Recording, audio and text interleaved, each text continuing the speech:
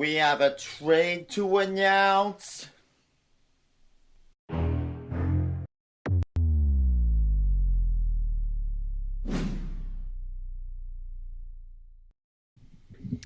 Good morning, Sharks fans and hockey fans around the world. Welcome to Teal Town Live. This is our NHL Trade Deadline special. We do this every year, so it's going to be a fun ride. We already have trades to talk about, especially on the Sharks side, and perhaps more. So do yourself a favor. If you haven't already, hit that subscribe button down below. Give us a like, and also don't forget to hit that notification bell as we go live after each and every San Jose Sharks game. And if you want to be part of the show, here's how you do it. Chat with us and fellow hockey fans on the page or the app. And, of course, follow us on the social, Twitter, Instagram, Facebook, YouTube, SoundCloud, Reddit, and find everything at tealtownusa.com. And with that, good morning, I guess, still, to Ian Reed. How are you, bud? Oh, interesting. Just in. So... Already breaking news.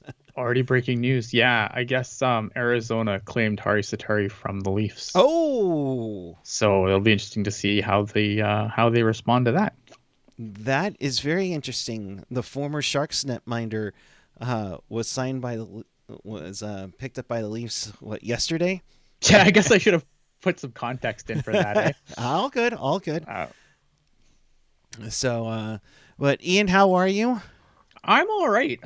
Look, I'm not as dedicated to my fake job as I should be, because unfortunately I have to go to my real job.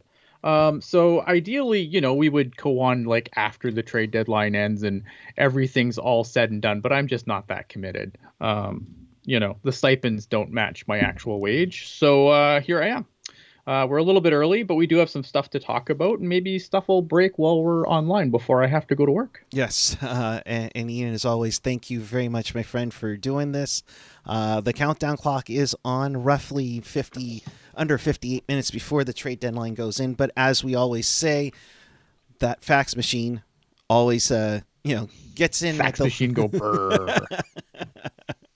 But let's talk about the one trade that does involve in the San Jose Sharks.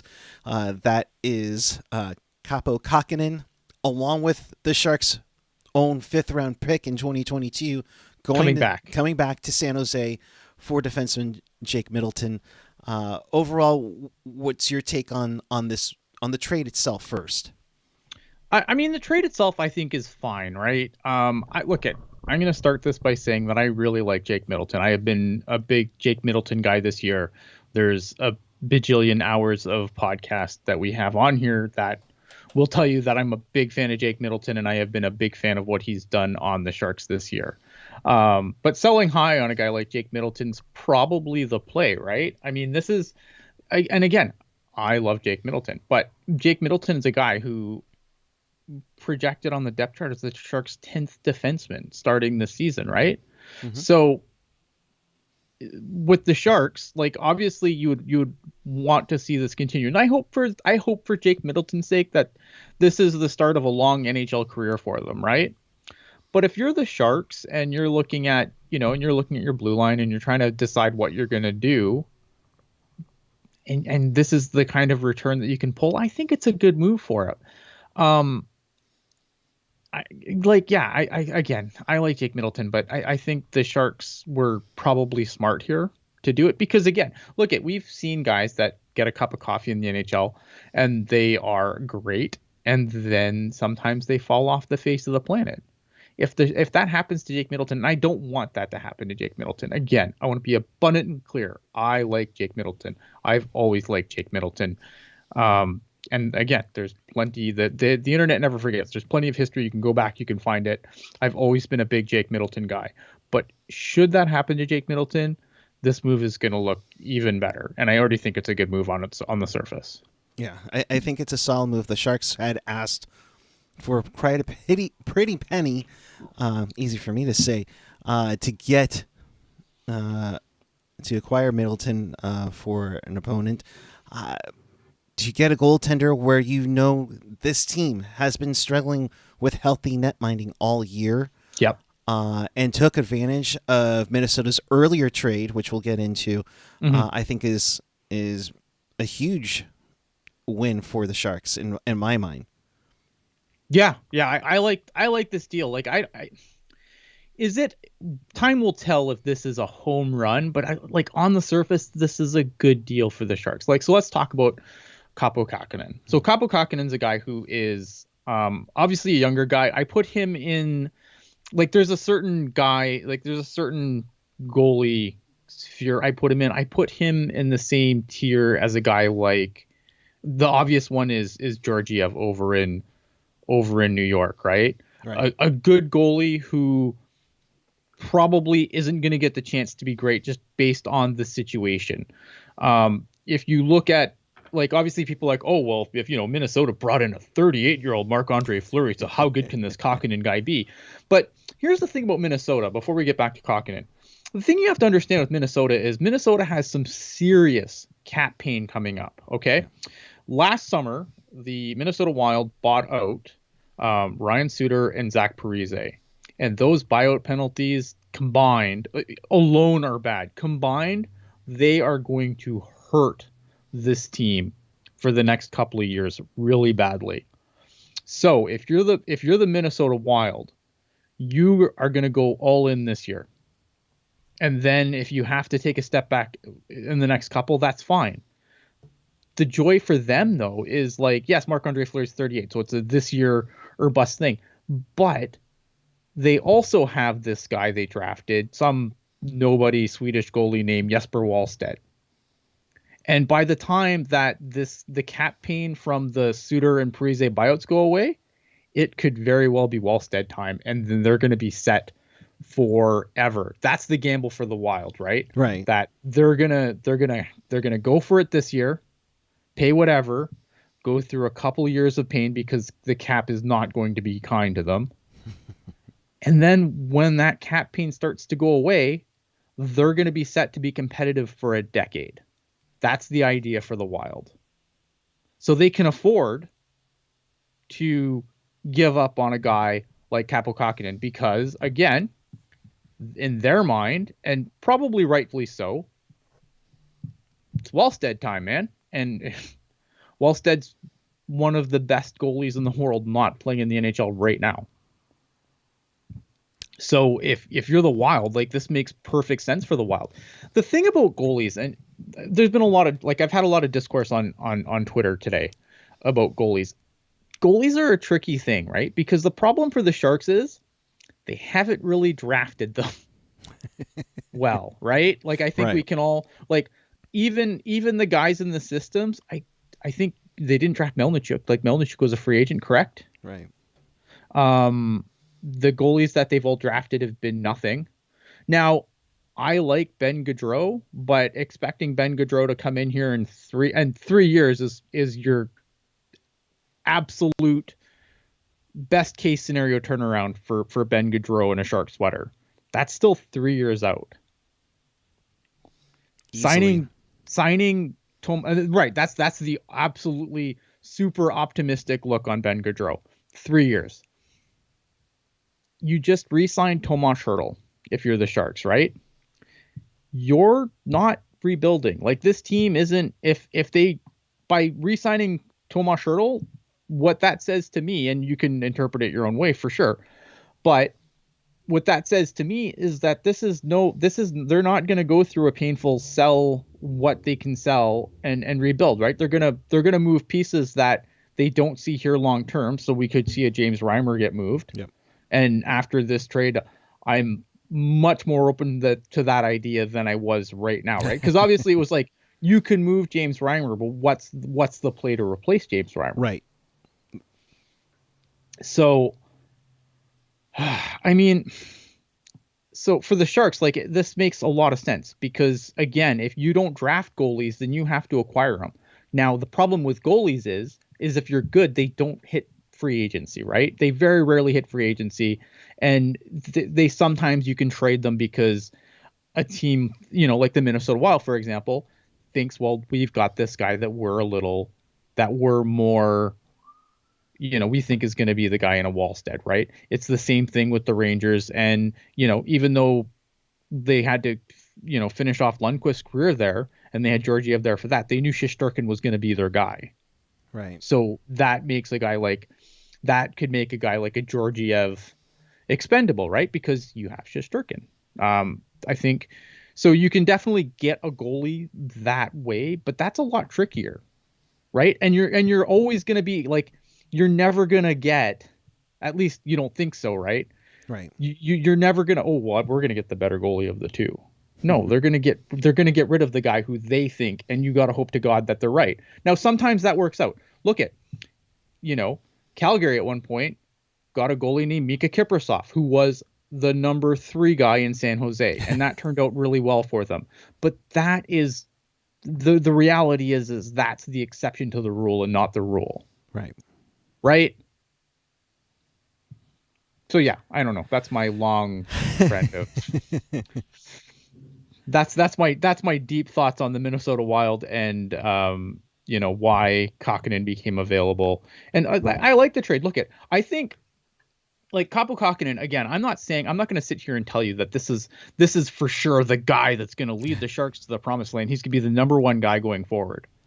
I think, though, in my opinion, he has a better chance of becoming that guy than Adin Hill. Yeah. A big time. I think he's shown a lot of upside. I mean, he's got a 12-8-3 record on the season. He had a great run last year during the shortened season. I think he had won 9 in a row and looked like he was Minnesota's goaltender of the future. Mm-hmm. But I'm with you. I think they have this 1 year window. But he's not their now. Goalie right now. Exactly. And that's the problem, is they need a goalie right now. Which is why they went out to get Fleury from Chicago. Right. Kind of just moving on to that one. What do you think of that move? I mean, obviously Minnesota's going for it, but yeah, Fleury I like it. And Talbot. Yeah, I like it. I mean, I'm not a big Cam Talbot guy. I like this for the Wild. Again, like Marc-Andre Fleury has aged like fine wine. Goalies generally don't age this well, right? And I think, again, you're the Minnesota Wild. What do you have to lose? Nothing, because this is the season you have to go for it. Because again, there's cap pain coming next year. I don't have the numbers in front of me, but they're not pretty.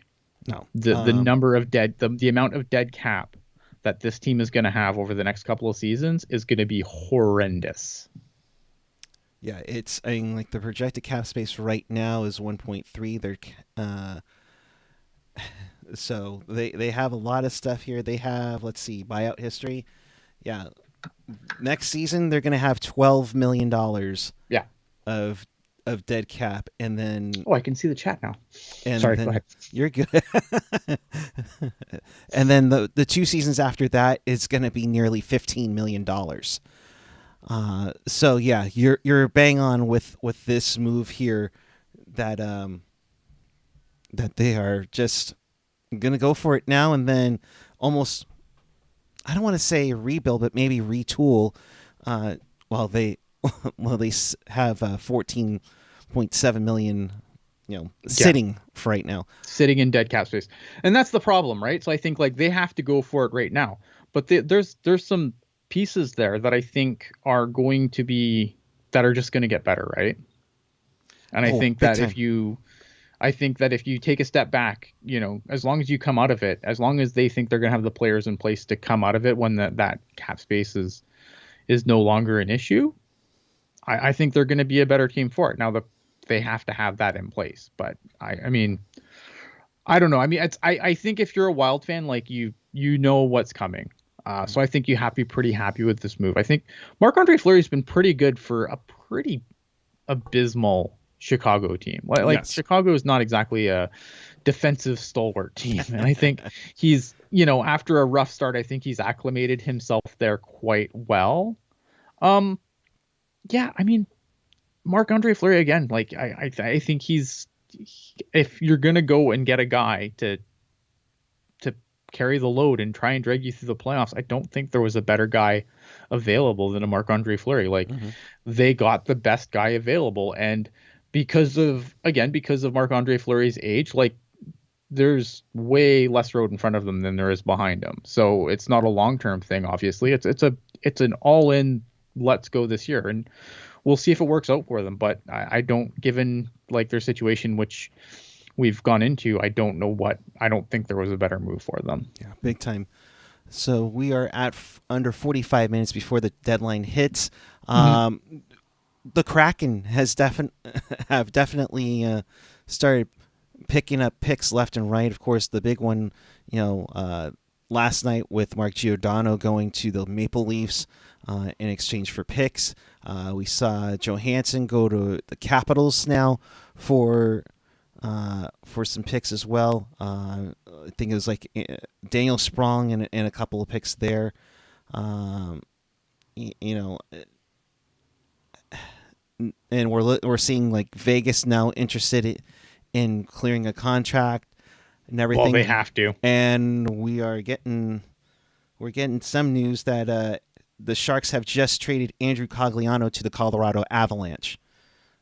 Details coming up. So Cogliano gets to play for a cup with the Avalanche. It'll be interesting to see who that's going to or who or what gets sent back to the Sharks in that. Yeah, I mean, I'm curious about the return, but I mean that again, this is a contract that you move, right?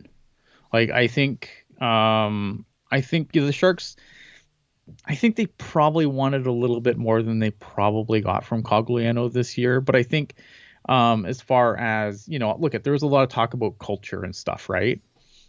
The idea, I think, here is they brought in guys that could fix the culture in the room, right? And now it's up to the veterans to kind of keep that culture going forward. I think, again, like Cogliano is a guy that playoff teams were definitely going to call a knockabout. And I think the other names that have been floated out there that are available for the Sharks being guys like Nieto and Bonino. I mean, again, those are guys that you can send out because look at this season's lost. Right, like Kaapo Kahkonen isn't being brought in to come and be the starter and save the season, and the Sharks are going to the playoffs, and that's none of that's happening, right? So obviously, how? I know.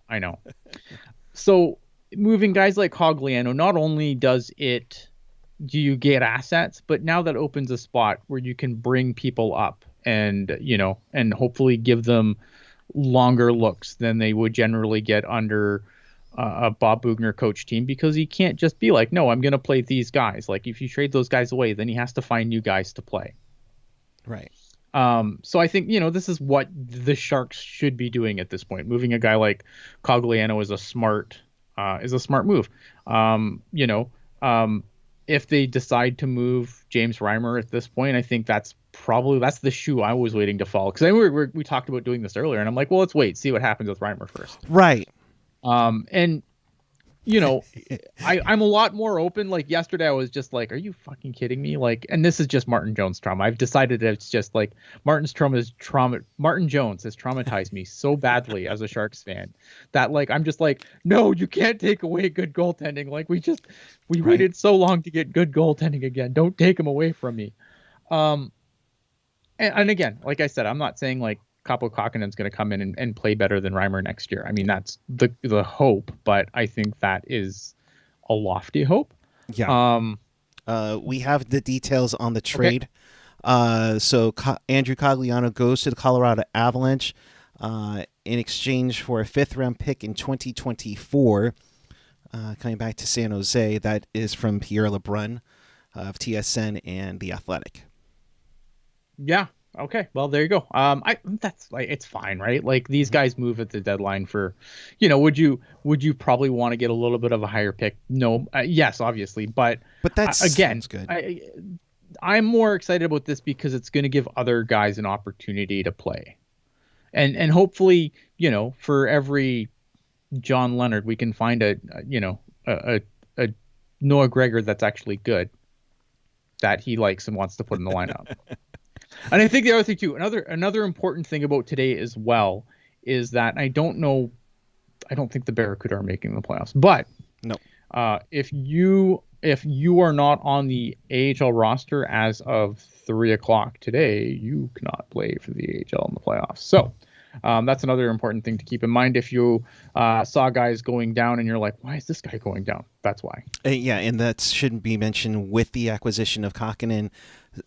Zachary Sawchenko is now with the Barracuda as we speak. practicing with them. So you're looking at a tandem of, for now, with 40 minutes before the deadline, Reimer and Kahkonen. Hill is re-injured and unknown as to when that'll return. But here's the other thing. Speaking of Sharks-related goaltenders, Harry Sateri was signed by the Leafs, gets picked up by the Coyotes via waivers. So the Leafs are back to needing a goaltender. Yeah, I mean, there's a perfectly good. I mean, the thing that I would be concerned about if I'm a team looking at James Reimer, and again, I think look at guys. I've gushed over James Reimer all bloody year, so you guys know how I feel about James Reimer at this point.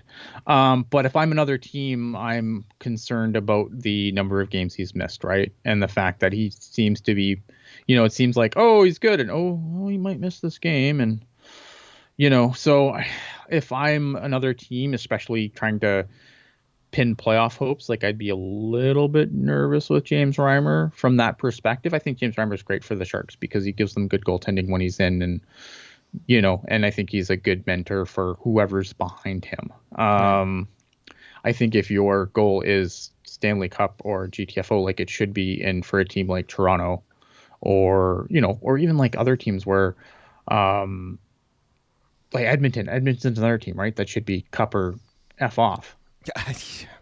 Right, and they need a goaltender badly. Being undone by just not great goaltending. And Vegas, another team, should be Cup or F off, but they, that's an injury situation, right? So, it'll be interested to see. But I can understand teams like a true contender being a little apprehensive.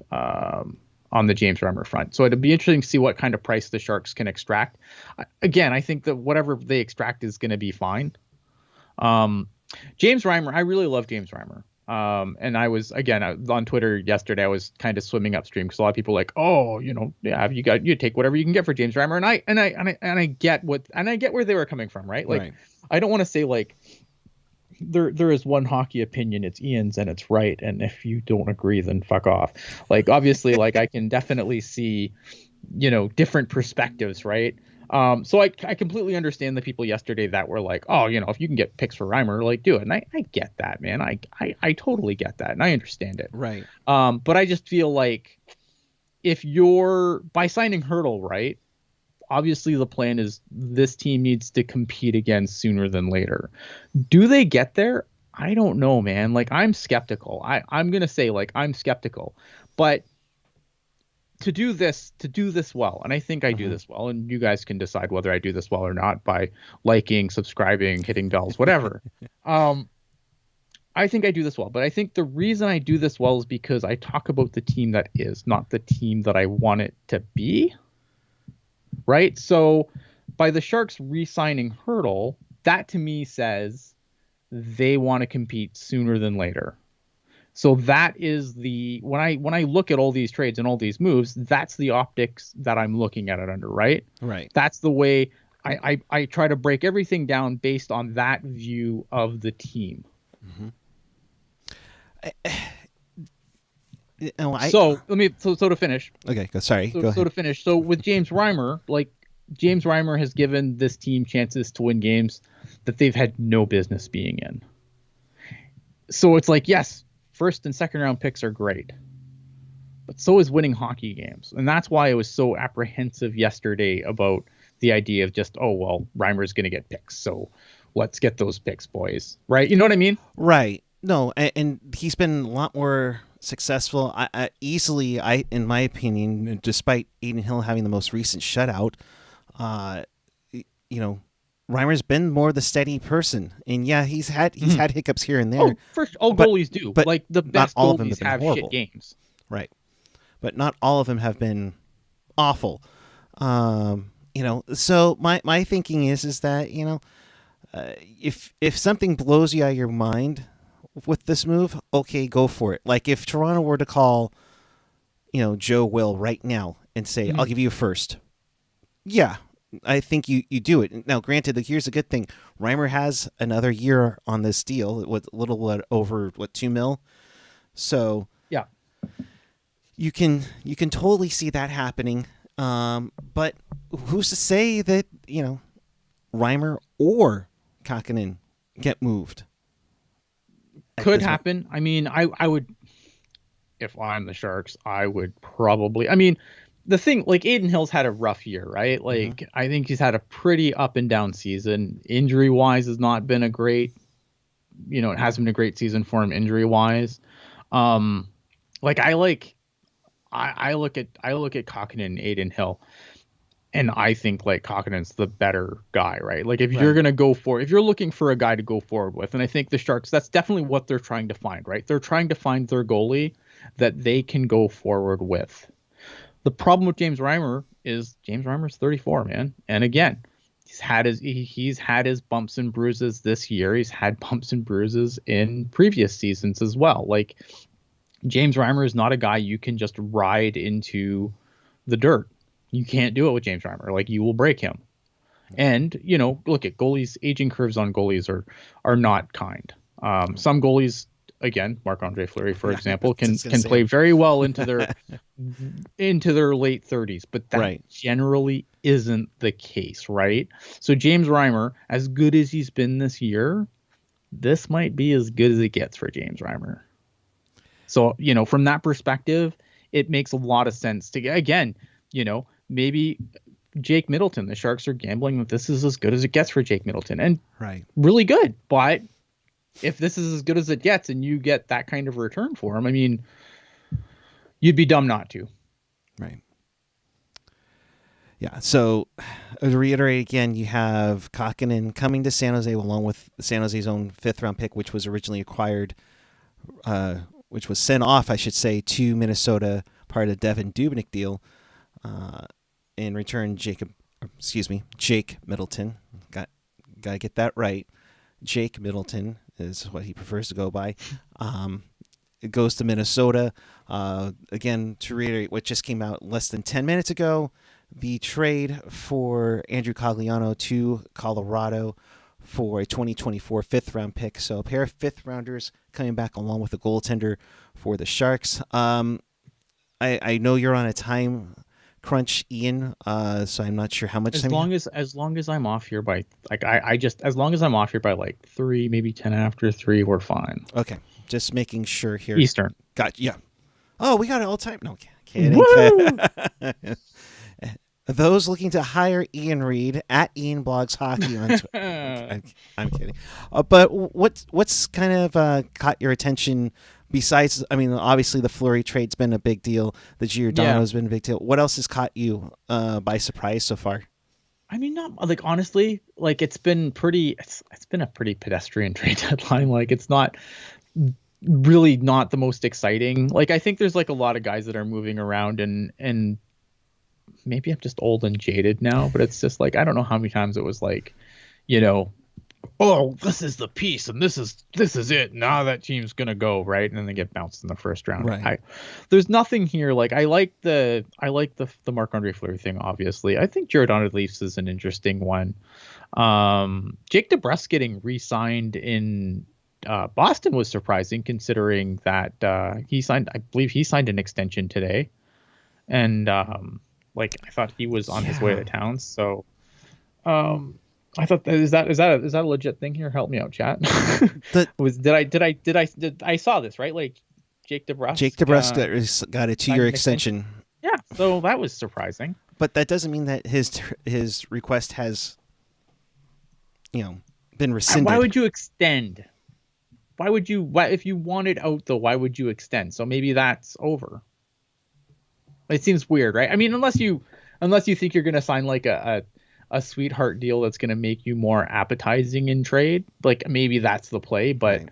I mean, I would rather just get traded and then sign a new contract somewhere else on my year, like without signing an extension. But maybe the play there is I'm going to sign a decent deal, and then I'm going to make myself a more appealing trade target and make myself easier to move out for the return that Boston would part ways with me for. We'll see.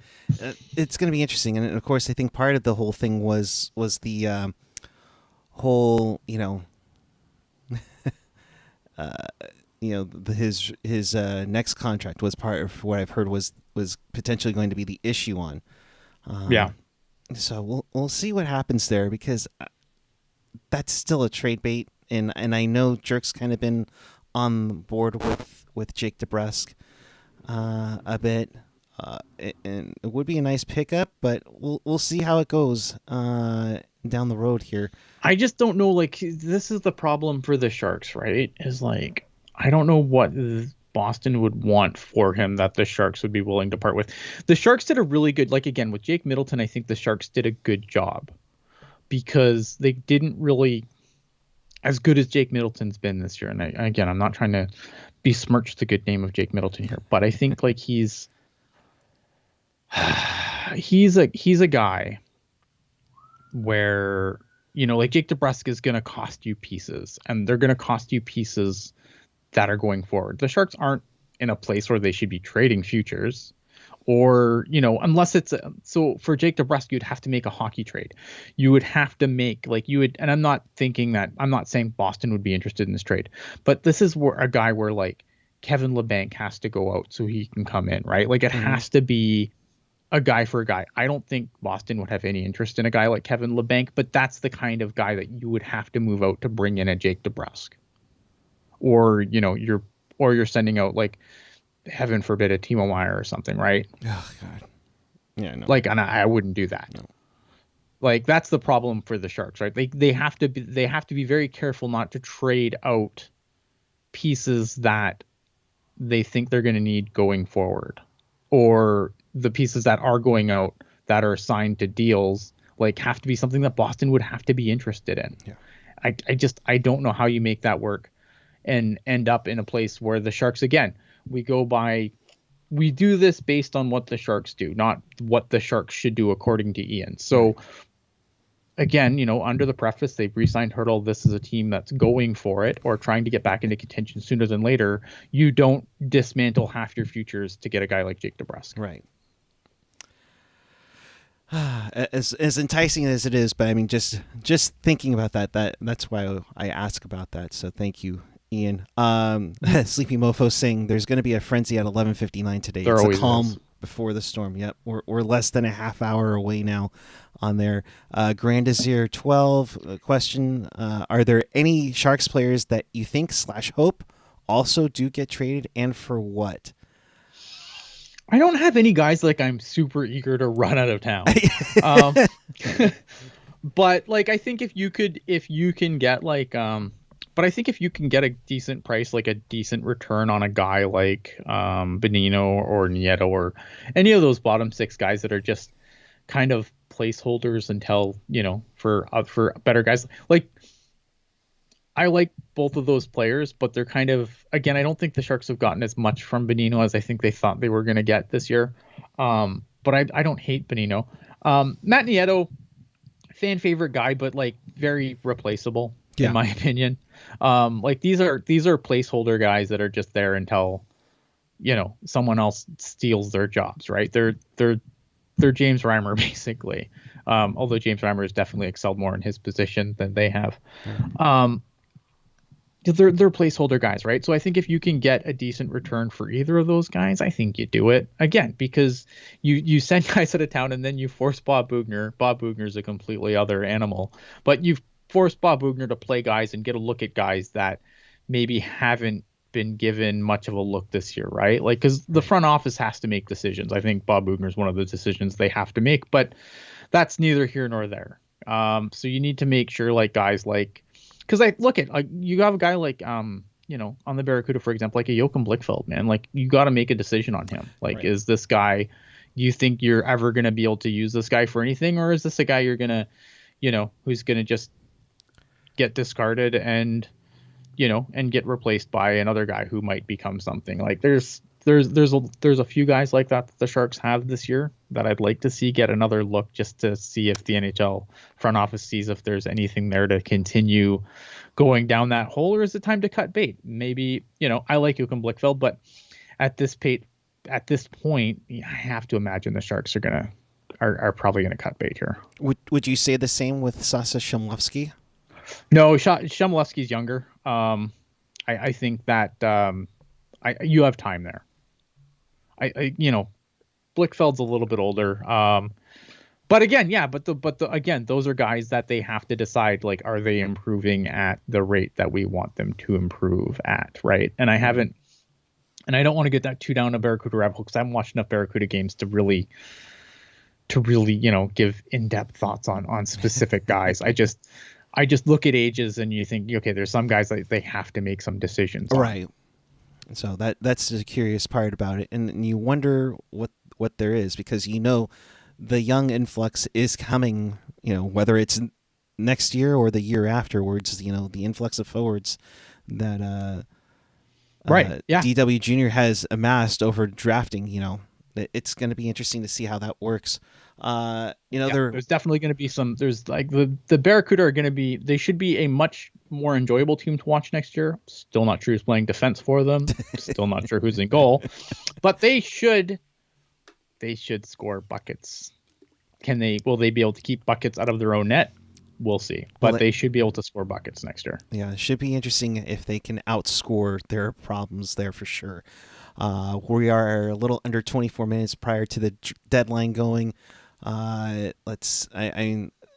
For former Sharks, so far, like we said, Harry Sateri got claimed off of waivers after the Leafs signed him yesterday to the Coyotes. Justin Braun goes from the Flyers to the Rangers. And of course, there is some speculation about Ian's favorite goaltender, Martin Jones. We remain to be seen on that. And Ian, I love the flow, by the way, as I mentioned. It's getting crazy. I think it's absolutely awesome, and kudos to you for it. But also, there's been the speculation, kind of reiterating back to the question from Grandisir, Nieto, Bonino, who both, I believe, still have 1 year deals still, or 1 year left on their deal, I should say. Because I think Cogs was the only one that was a 1 year deal, or if I have that mixed around. Mm-hmm. But again, like you said, that's your third line. That's your second six. So yeah, I mean, the problem with the Sharks, right, is that their third line should be a fourth line, and their fourth line probably shouldn't be in the NHL. But it is what it is. We're hearing from Vince. Hopefully I say this, Cogliano, the Rangers reporter for USA Today. Thank you, Hockey Jerk. As Kevin Weeks had just reported, he's reporting what Kevin Weeks said, that the Sharks are making a minor move by sending, that they're acquiring Anthony Bitetto from the Rangers. Of course, Jerk is saying better be for future considerations. Interesting. Because their Shimmick is hopefully can be coming back soon, but to get Bitetto back, I don't know what to make of this at all. Give me some info on this guy, if you can. Anthony Bitetto is a 31-year-old. This makes no sense to me. I don't have much, honestly. Not a player that I am super familiar with. I'm not gonna lie. I have not watched a lot of the Eastern Conference this year. He's a 31-year-old from Island Park, New York. He's 6'1" defenseman, 242 pounds. 31 years old, 197 NHL games. That's not super thrilling. I don't know what the play is here. I don't know if this is to address, an injury situation again. What is? Yeah, only played 14 games last season for the Rangers. Nothing with the big club this year. Yeah, I have no idea what that. I have no idea what the play is here. I'm curious to see what the Yeah, I don't know. I wish I wasn't caught so horribly flat-footed here, but like sometimes the Sharks just do stuff and I have to scratch my head. and that's one of the ones that we're talking about right now. So we're hearing from Kevin Weeks, which was retweeted by our good friend Hockey Jerk, that Anthony Bitetto to San Jose from the Rangers. He's a left-handed defenseman.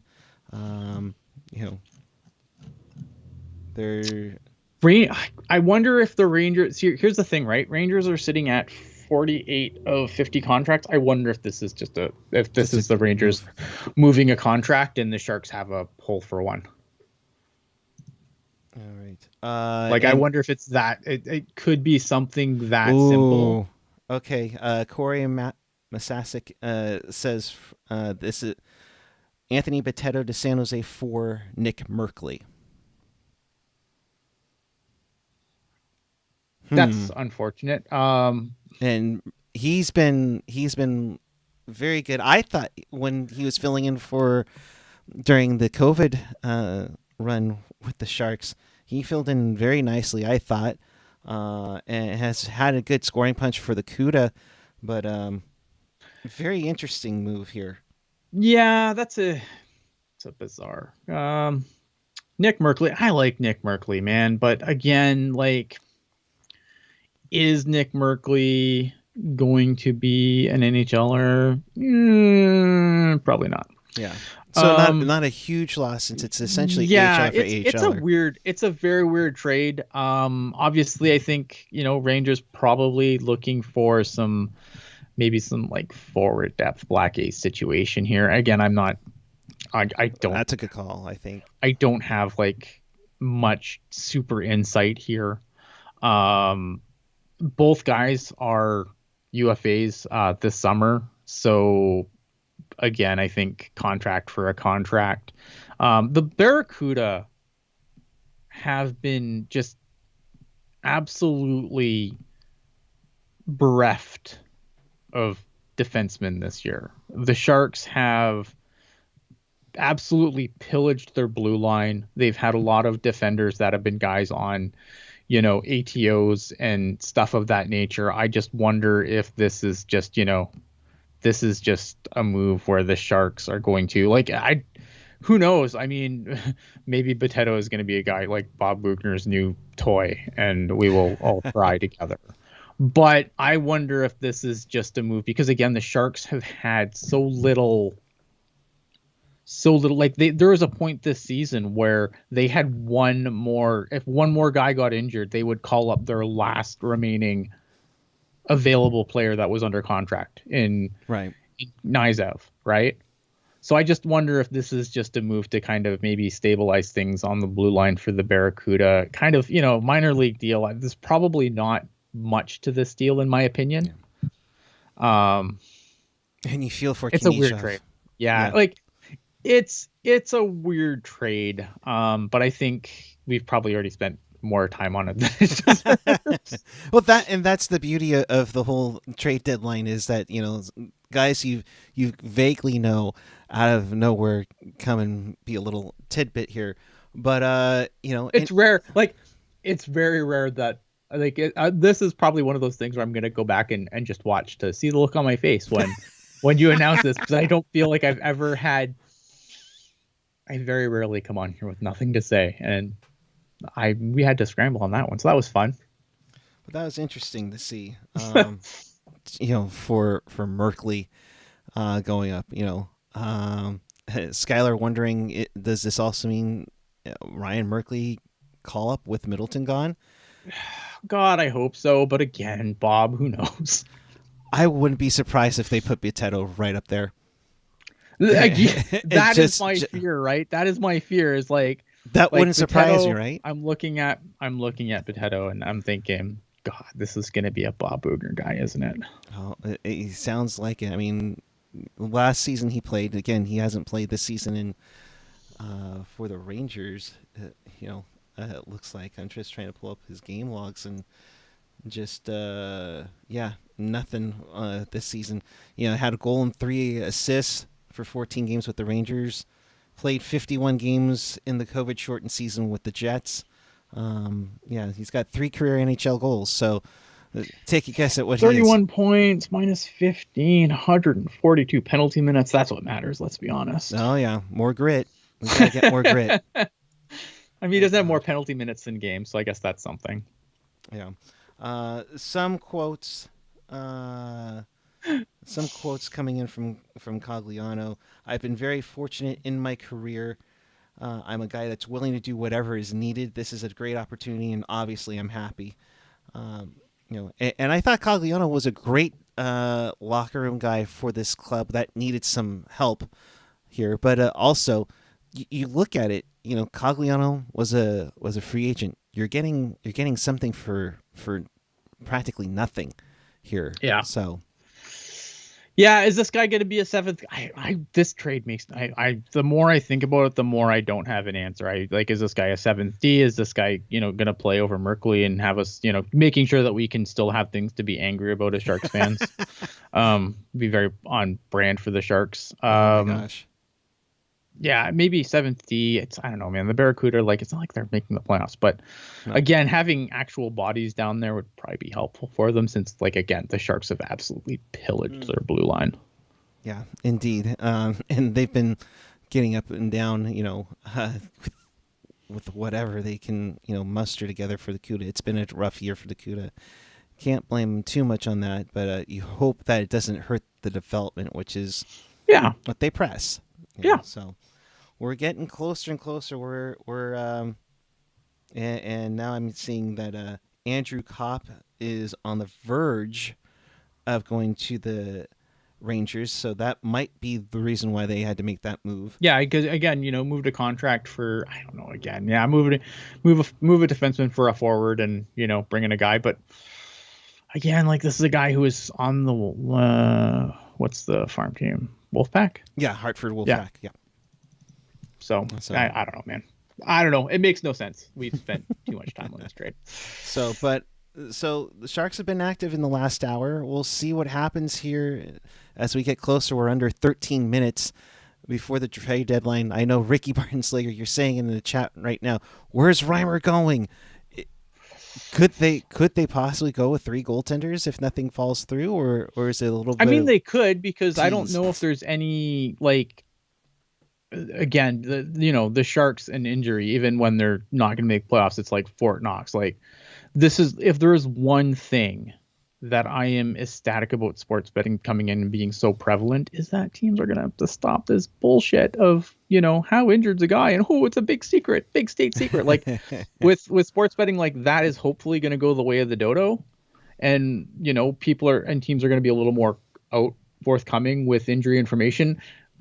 Aiden Hill came back, played a game, and then he was gone just as quickly again. And so, would the Sharks have 3 goalies at this point? Or is this a situation where, James Reimer is going to start and they're going to have Kaapo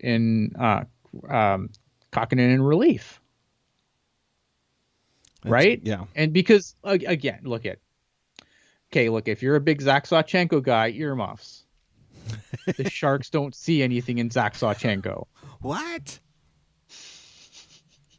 Right? Mind blown. I'm sorry. You can unearmuff now, Sawchenko guys. My Sawchenko bros in the chat. You guys can unearmuff now. I'm not going to beat up. Look at, we've gone over this. We've beaten it to it's a dead horse at this. But obviously, I think that would, if that's the play, if they can't move, in my opinion, they have to move Reimer at this point, and you're probably not going to extract a better price for Reimer than you are right now. But if Reimer's still here and they go into the summer with Reimer, Kahkonen, and Hill,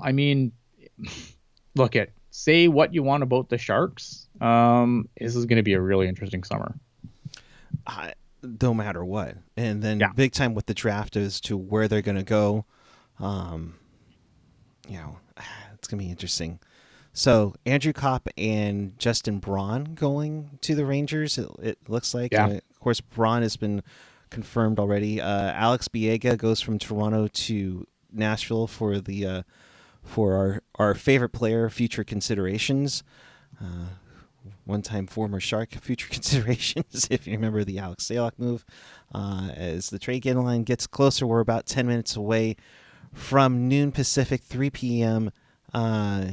Eastern, or if you're in Hawaii, 8:50 a.m. If I'm counting my time zones correctly. So we shall see. But I'm surprised there hasn't been more here. It's been pretty quiet, all things considered. Usually we've had little bits here and there, but at least the Sharks have been movers. Yeah, like the Sharks have definitely moved some pieces.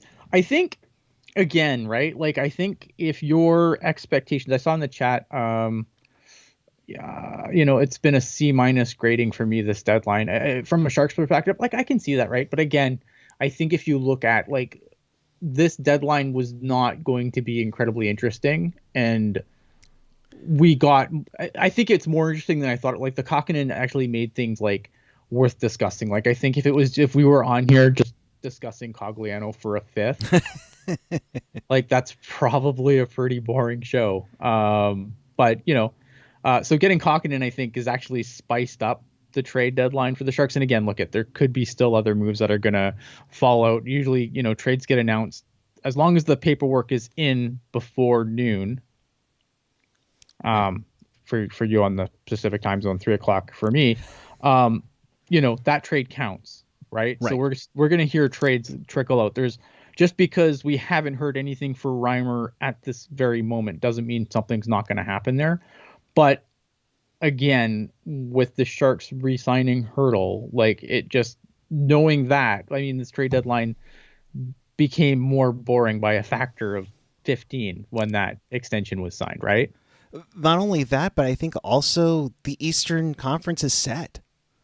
I mean, there's no jockeying for positioning or anything. Yeah. I mean, like Columbus is 12 points back of Washington or something of some sort of that. And for that matter, Colorado and Calgary have kind of opened things up in the Pacific. You have teams fighting for playoff spots, but again, this is where the flat cap kind of comes into play. Yeah, and look at injuries too, right? Like the West is a situation where I think the West is a lot more interesting, and I think if you're a team that maybe isn't, like a true, I think if you're Colorado, like Colorado should be, doing everything they can to make their team as good as possible going into the playoffs, because like the road. And I'm not trying to disrespect other teams here, but like if you're a Colorado, like you're a true cup contender in the West, the road looks pretty clear, right? Like there's a couple teams that I think you probably want to worry about, but the teams that you would normally worry about going into the playoffs, like especially a Vegas, right? Like I don't think anyone's afraid of Vegas right now, and nor should they be. But in a normal season, right? Like obviously Vegas would be a team that you think that the cup probably goes through, that like the road to the cup probably goes through that team or Colorado. And I think it's, with a team like that taking a big step back because of injuries and cap mismanagement, whatever, right? Like if you're in the West, man, yeah, like again, for the Wild, like you roll the dice, you go all in because you have nothing to lose. Yep. It's now official. A cop to the Jets for that one, but with about a little under 6.5 before the deadline. So we're getting down in the nitty gritty here. For those just joining us, and I see Sharky Places has asked, any updates? Yes. So, Jake, almost did it again. Jake Middleton. Sorry, Kevin and Jerk. Jake Middleton, Nick Merkley, Andrew Cogliano have been moved. The Sharks get a 2022 fifth-round pick, a 2024 fifth-round pick, and Anthony Boteto, left shooting defenseman from basically from the Hartford Wolfpack. Hartford Wolfpack, yeah. The affiliate of the Rangers, as for what's going on here. And goaltender Kaapo Kahkonen.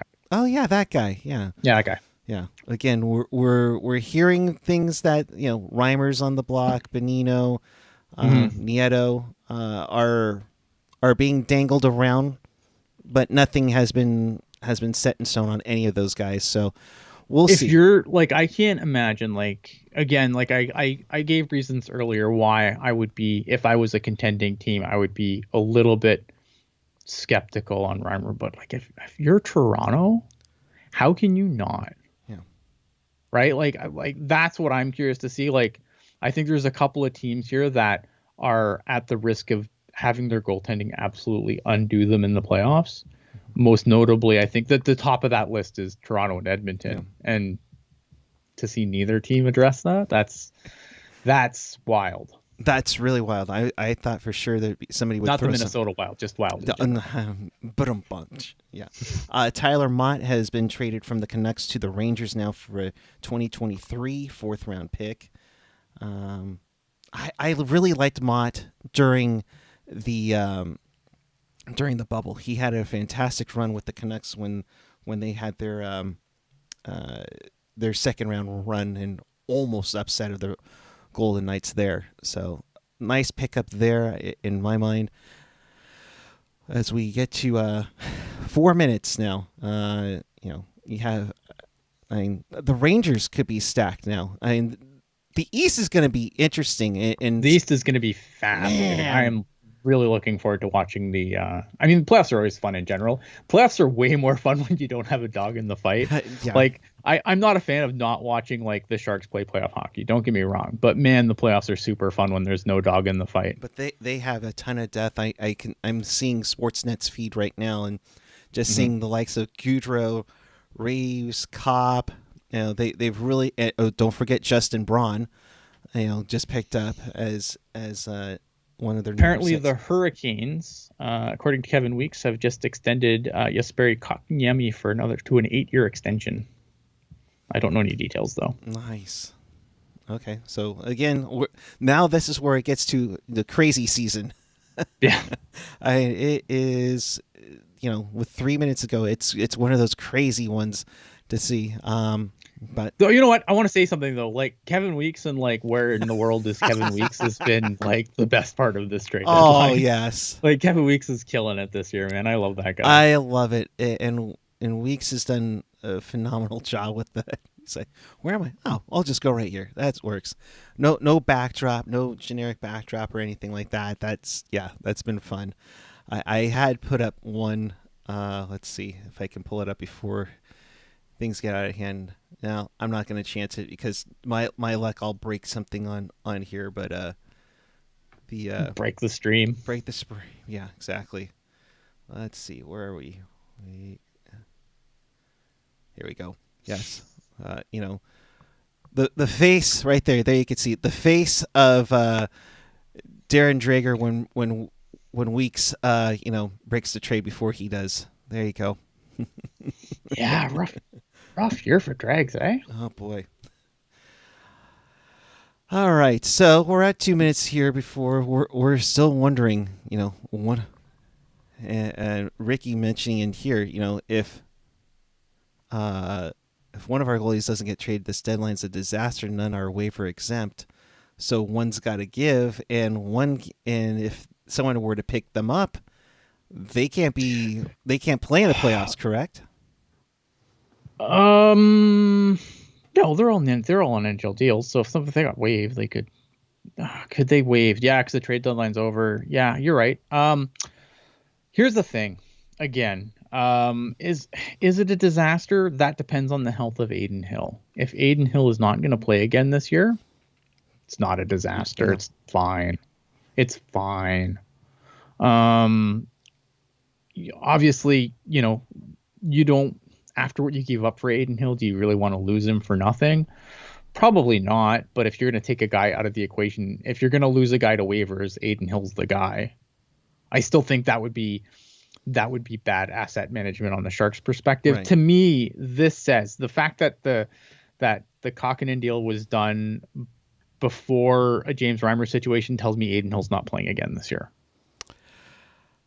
Yeah, I mean, if they're going to hang on to him, then I think it's best to sit Hill. You have a goaltender who, for now, is healthy, who as we saw on the Discord channel, the highlights of him making a save, at the face-off dot earlier this year. But it gives them the depth that they pretty much needed, and gets Sawchenko back to the CUDA to get some regular playing time, and they needed. So I don't know. It depends. But I agree. Like if the deadline passes and then you have somehow a healthy Adin Hill, which I don't think that's the case. I think that the Sharks don't make this move and then just be like, oh, we'll just put Adin Hill through waivers, and and if he clears after, and just making this complete logjam of guys down in the AHL because again, like they just you already have Melnichuk down there, you have Alex Stalock down there, don't forget. And then also with Sawchenko going back down there, that's goalie depth. Is suddenly a very crowded crease for the Barracuda, and obviously the Barracuda have other guys down there other than Melnichuk that have been playing. I just don't know who they have down there right now. Harvey, I think. I don't know. Let's see again. I haven't watched enough Barracuda this year. I know the players that matter, but there's a lot of players down there that don't right now. You have Melnichuk, Iman, Stalock, now Sawchenko. Yeah, so you got a logjam there, and with that, we have gone past noon here on the Pacific Coast, and I can do about 50. All right, so that is it for the deadline. Of course, as we always say, Nick, I say Rick Merkley on there. As Ian has said, there are deadlines that will go through past the noon, so we'll still wait to hear that. As long as the paperwork was submitted now, the trades can be announced later and they'll trickle out again. So just because James Reimer is not another team right this second doesn't mean that it hasn't been done. We'll see. I mean, it's going to be very interesting to see. Again, some teams, there's some teams where I think there's some teams where if I'm a fan of those teams, I'm probably really angry right now. And now we're getting some updates now as the noon hour has come upon us. Erik Stevens will be announced afterward, but it will be an utter shock if a Rickard Rakell trade is not completed. He's on the move. Emily Kaplan of ESPN is saying sources are that the Penguins are in on Rickard Rakell for the Ducks. That'd be a nice pickup for them. And it gets us out of the Pacific Division. The Coyotes did not deal Jacob Chikrin. They'll probably revisit that in the summer. Of course, that injury probably did not help things out. No, worst possible time for an injury on Jacob Chikrin. I remember when it got announced, I went into the DMs. I'm like, oh man, if that's a disaster for Arizona. But again, here obviously there is a certain amount of pressure that comes with the trade deadline, but it's not like Arizona. Arizona has a ton of picks. Yeah, you know what I mean. I think between Seattle and Arizona, they're fighting for the most picks they can possibly get. Right. So for Arizona, having to do that trade in the summer, that's not a disaster. It's again, this is a controlled asset. This isn't like Jacob Chikrin walks for nothing this summer, right? He's a controlled asset. So for the Coyotes, I don't think it's a big deal that he's still there. Yeah. So, Skylar, I was just thinking of the same thing with the Arizona Coyotes. No Phil Kessel trade, huh? I'm surprised there wasn't much for Phil Kessel. Granted, he's had a little bit of a rough year, but then again, he's with the Coyotes. So, yeah, I don't know, man. I like Phil Kessel. I think Phil Kessel has taken far more shit during his career than he probably should have. But again,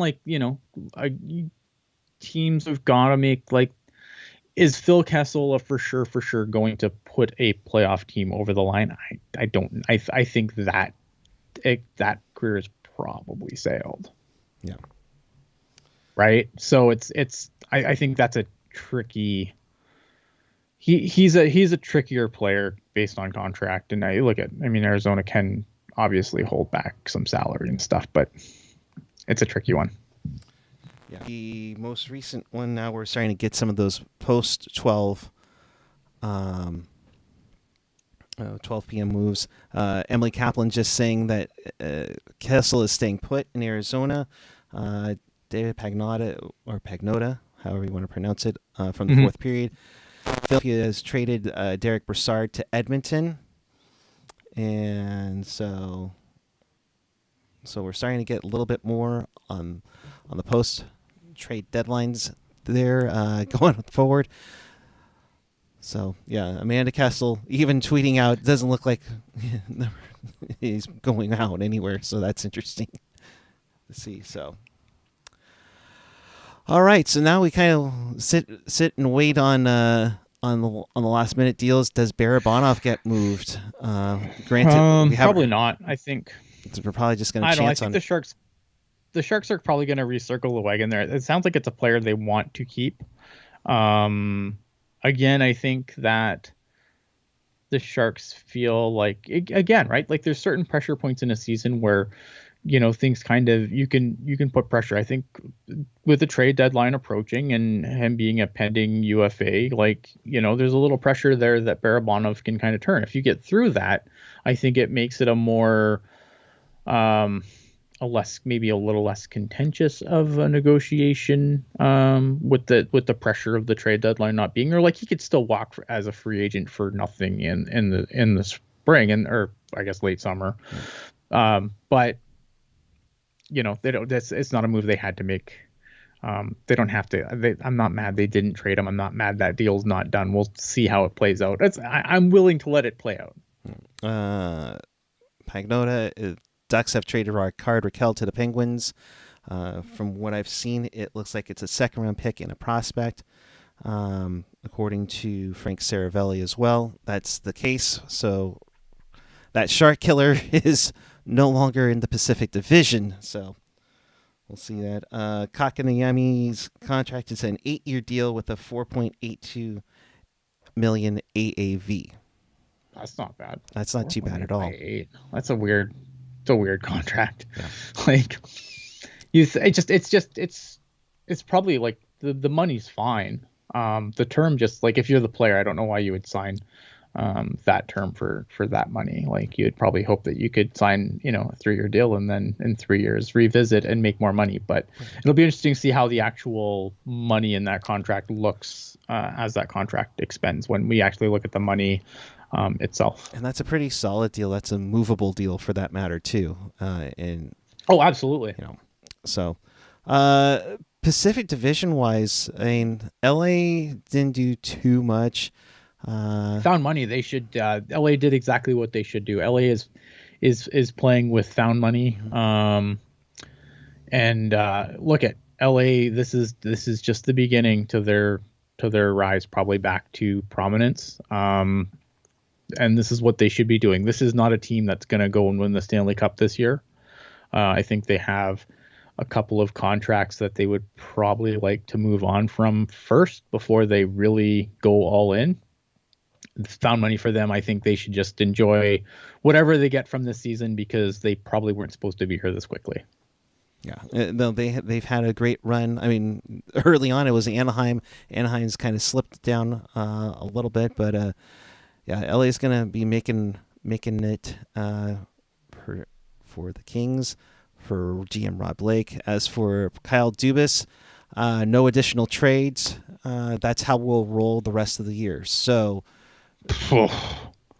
they just had Mrazek clear waivers. Yeah, they lost Harry Sateri, 2 waivers to the Arizona Coyotes. I haven't heard anything updated on. I can't imagine if the Leafs are bounced in the first round. I don't know how. I like Kyle Dubas, but I don't know how Kyle Dubas survives that. Yeah. If the Leafs get bounced in the first round, I can't imagine how he survives. Yeah. So,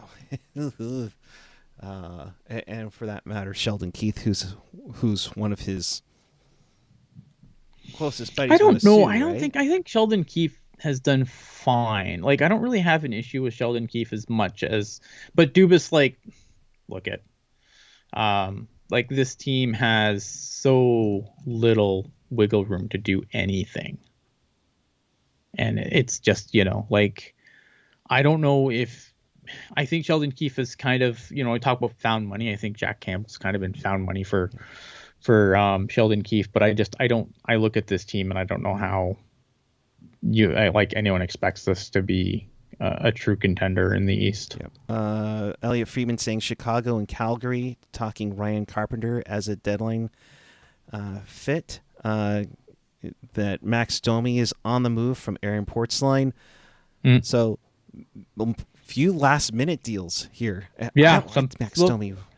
It's unfortunate to have to go in 5 minutes, but yes. Yeah, it's like there's going to be definitely some. I think there's going to be some fascinating things still happen, especially like Max Domi. I'd like to see what that return looks like.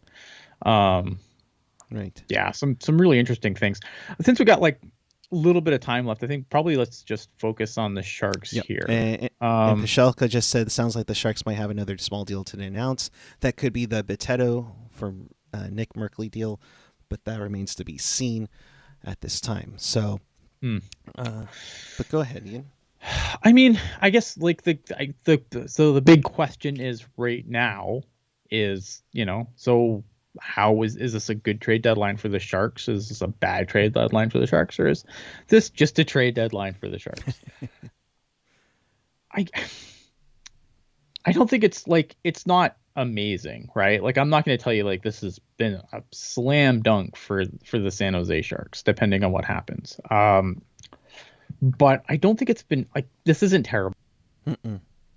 Like, I don't think this is a terrible. I don't know if we're going to look back here and be like, oh man, we might. Like I said after the Hurdle extension, right? Like this right here, this is right now, this is going to be where this is going to be where we look back in 5 years and go, man, the Sharks, what a ballsy move, and it paid off. Or it's going to be the thing that sets them back half a decade, right? Yeah. That's the reality of it. I'm skeptical. This is going to be oh man, Doug Wilson, man, balls on the table. He's the greatest GM ever. Like, I'm really skeptical. That's what we're going to be saying in 5 years. I hope that's what we're saying, because I'm a Sharks fan, right? Like, I want the Sharks to do good. But I'm skeptical. But this right here, man, this is going to be the time that we're going to look back on and say, wow, this is either where they really fucked up the team, or this is where they're going for it. And some people are gonna be like, oh, but how can you say that now after, the Erik Karlsson extension and blah, blah, blah, blah, blah, blah, blah. The difference is here, right? Like the Erik Karlsson thing, like they were going all in. And at that point, they were still a perennial playoff team. This is where they had a chance to course correct. Mm-hmm. That's why this is so pivotal, because this is where the Sharks had a chance to course correct. Now they've gone on a minor deviation, but like, it's not like, and I'm not saying that, if they went and just tore it down to the bolts and traded everything, that things would be better for them down the road. Right. But by basically staying course, which is what they've done here, like, that's why this is going to make this trade deadline, this whole time for the Sharks, so pivotal as far as how we're going to look back at Doug Wilson's tenure as GM. Or maybe this will be a disaster and we'll be like, yeah, but Joe, but the super Doug Wilson apologist be like, yeah, but that was Joe Will. It wasn't Doug Wilson. I don't know. Yeah, I don't know, but he's been involved in all that stuff throughout his time away from the organization. Pierre LeBrun saying James Reimer stayed put, was not traded by San Jose. Sharks did not want to move him, but teams were calling. Interesting. Again, so to me, that says that Adin Hill is not playing again this season. Yeah, and then they'll revisit it in the summer. Yeah. And don't mean to Colorado. Oh, Carolina. Sorry. Carolina. It's interesting. Yeah, that'll be. Man, it's going to be interesting. I wish that I could stay here and talk a bunch, but I have to. You have to go. So I have to go to my actual job, which is sad. So Ian, I appreciate you jumping on. I wish you a good day at the paying gig, of course. Yeah. So I hope so too. So I don't know. Let's see what happens. Right. We'll see what happens going forward. Maybe if anything else changes, maybe we can jump on later and do a recap or something. Maybe later on this evening after I'm home. But I mean, for right now, I appreciate I think there was like 60 some people watching at peak, when there really wasn't super lot to talk about. I hope that you guys have enjoyed the show. I apologize that I have to cut bait early here now that all the fun stuff's going to happen, but appreciate everyone watching. And again, if you're watching this late, hit us up in the comments and we will go from there. But I bid you farewell. Thank you everyone for watching. Ian, thank you very much. We'll jump on right now. I'll just take the solo feed for a moment just to see if any other thing comes out, especially if there's that small deal that happens. So, Ian, appreciate you, bud. Take care. Yep. Have a good day at work. In the meantime, and just a bunch of love coming right there right now from Ian. So, thank you, buddy. All right. Ciao. Ciao. All right.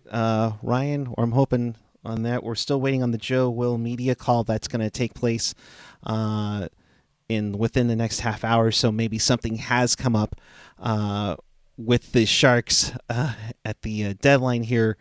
Again, if you're just joining us, the Sharks have made a number of moves at the deadline to bring in a couple of fifth-round picks. You got a goaltender, Kaapo Kahkonen, from the Minnesota Wild, who had some pretty decent numbers for Minnesota in the last two seasons. Indeed. So we'll see if things happen from there. So seeing if we can get somebody else to jump on here with me as we wait on the Joe Will call and all that. If you're still watching us, thanks for watching. Hit the subscribe button down below. Appreciate each and every one of you for joining us here. If you are new to the show, here's how you do it. Chat with us and fellow Sharks fans on the page or the app. Follow us on the social, Twitter, Instagram, Facebook, YouTube, SoundCloud, Reddit, Discord, and of course find everything at tealtownusa.com. So with that, now we're just waiting. We're just hoping and hearing if anything gets picked up. Looks like a second-round pick in 2022 plus a prospect and a roster player to Anaheim for Rickard Rakell. Almost similar to what the Sharks were asking for Jake Middleton.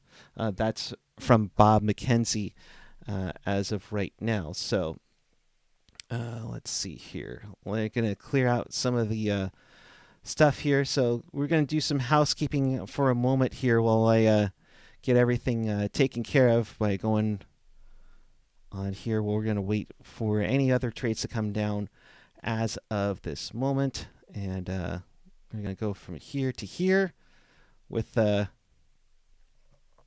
the... there we go. Hi again, everyone. As we clear out all this, as welcome to our trade deadline special here on Teal Town USA. I am Erik with you.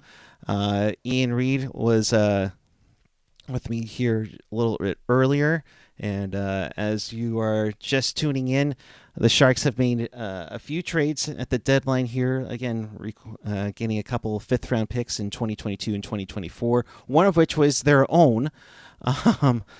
So you have...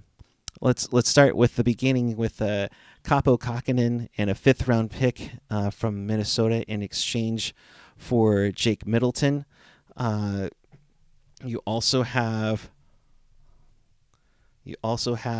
a the trade with Colorado sending a fifth-round pick back to San Jose for Andrew Cogliano. You also have reportedly left-handed defenseman Anthony Bitetto from the Rangers farm system in Hartford for forward Nick Merkley. So we have that. So be on the lookout for that for sure. So, all right. Waiting on that. We might just get out of here. Ryan Carpenter is headed to Calgary pending a trade call. So we're going to see that in exchange for a 2024 fifth-round pick. So those fifth-round picks are pretty popular today. So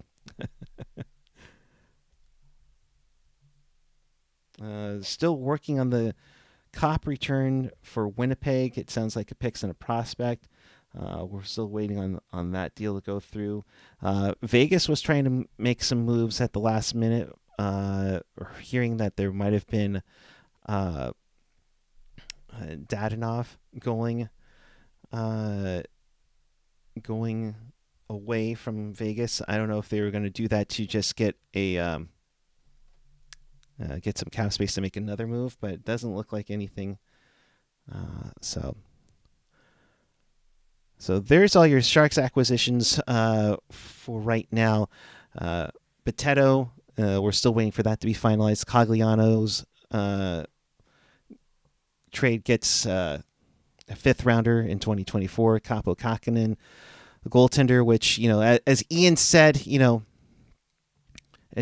earlier, that there's a possibility that that could be that last pick, going on Kaapo Kahkonen, with Aiden Hill out, could be something to fill in for the time being. In the fifth round pick coming back from Minnesota, which is San Jose's own fifth round pick in this year's draft. Let's take a look at some of the comments in here. So we traded a second round pick for Hill to be a third goalie. At the moment, you can say that, but he's injured at this time. So who knows what's going to go on there? Indeed. Ricky Barton-Slater, holy F, we were buyers. We bought a goalie for a rookie. Denver Doyle is saying, why not trade Reimer while his value is the highest it will ever be? They listened to some trade calls. They're also in goalie trouble too. And there was something that didn't click for it. We'll hopefully get some comments. Hopefully we'll get some comments from Joe Will afterwards in just a sec. Hoping to hear something from that. I'm looking to see what else is going on here. Nothing at the moment. So still getting those last minute trades in before everything goes down. Definitely nothing like last year where the Sharks were involved in being a broker with their cap space. And like we mentioned earlier, partly because the Landy, if you're watching, get on. Ryan, also jump on, my friends. Let's make this happen. But I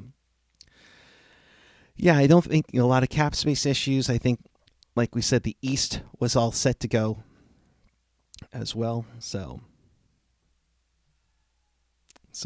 yeah, we'll see. PJ48. If we didn't have Hill all year, Sachenko would have 20 starts by now. Yeah, and you would think, who knows, they might have played Reimer 20 starts in a row. So with that, Denver Doyle, I'm glad we got good value for Middleton, but I thought we could get a lot for Reimer. I'm with you in the same spot. You get the fifth back, and you get a good young goaltender who has played fairly well for Minnesota. Apparently, he'll meet the Sharks in Calgary, so we'll see on that.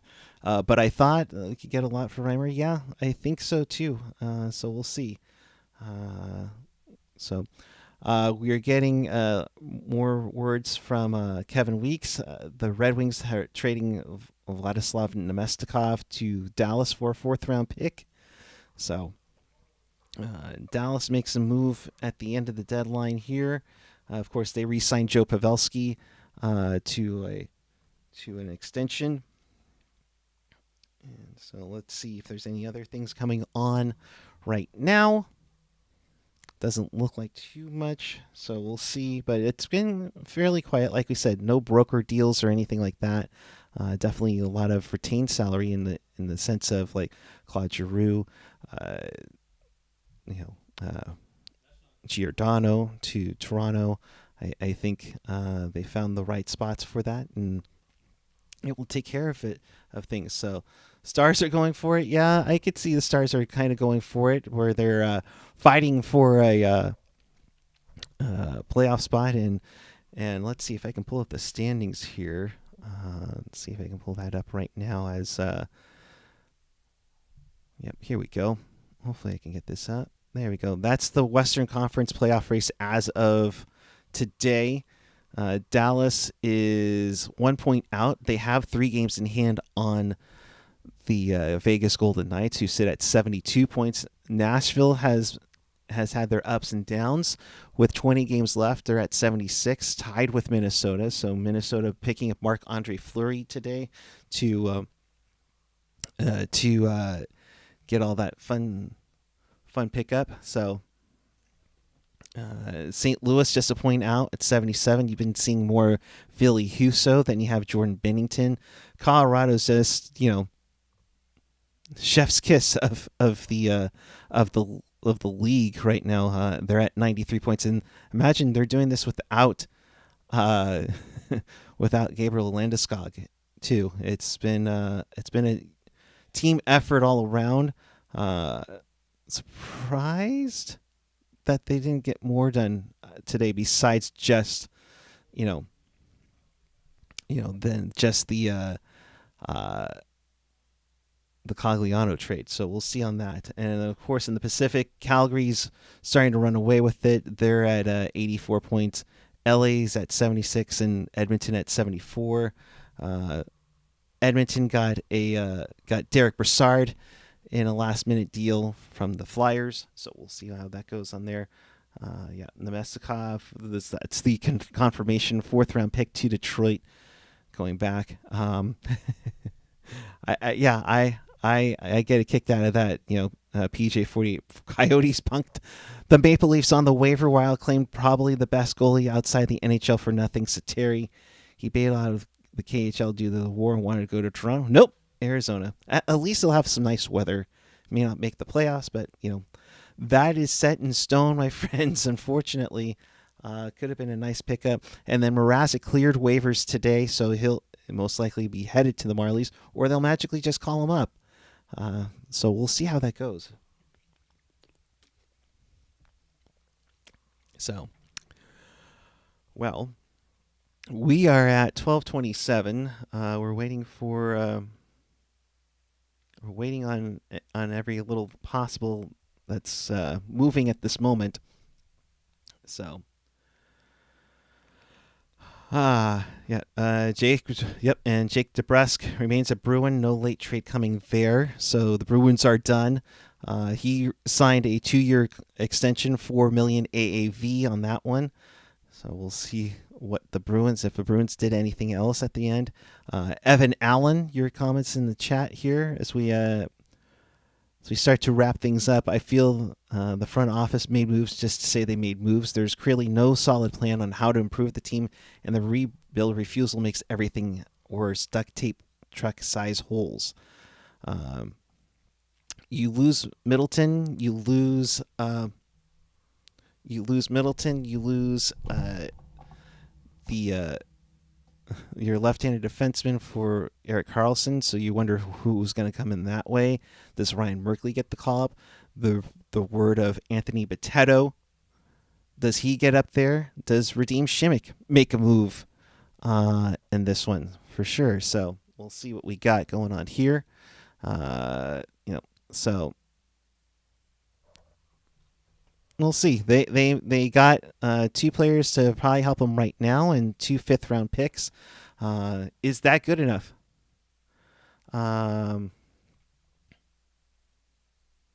We shall see. I'm definitely getting someone here, and I'll get some new analysts. Yes. One of our new analysts is going to be coming on here, so let me get him on here. Ryan Needle.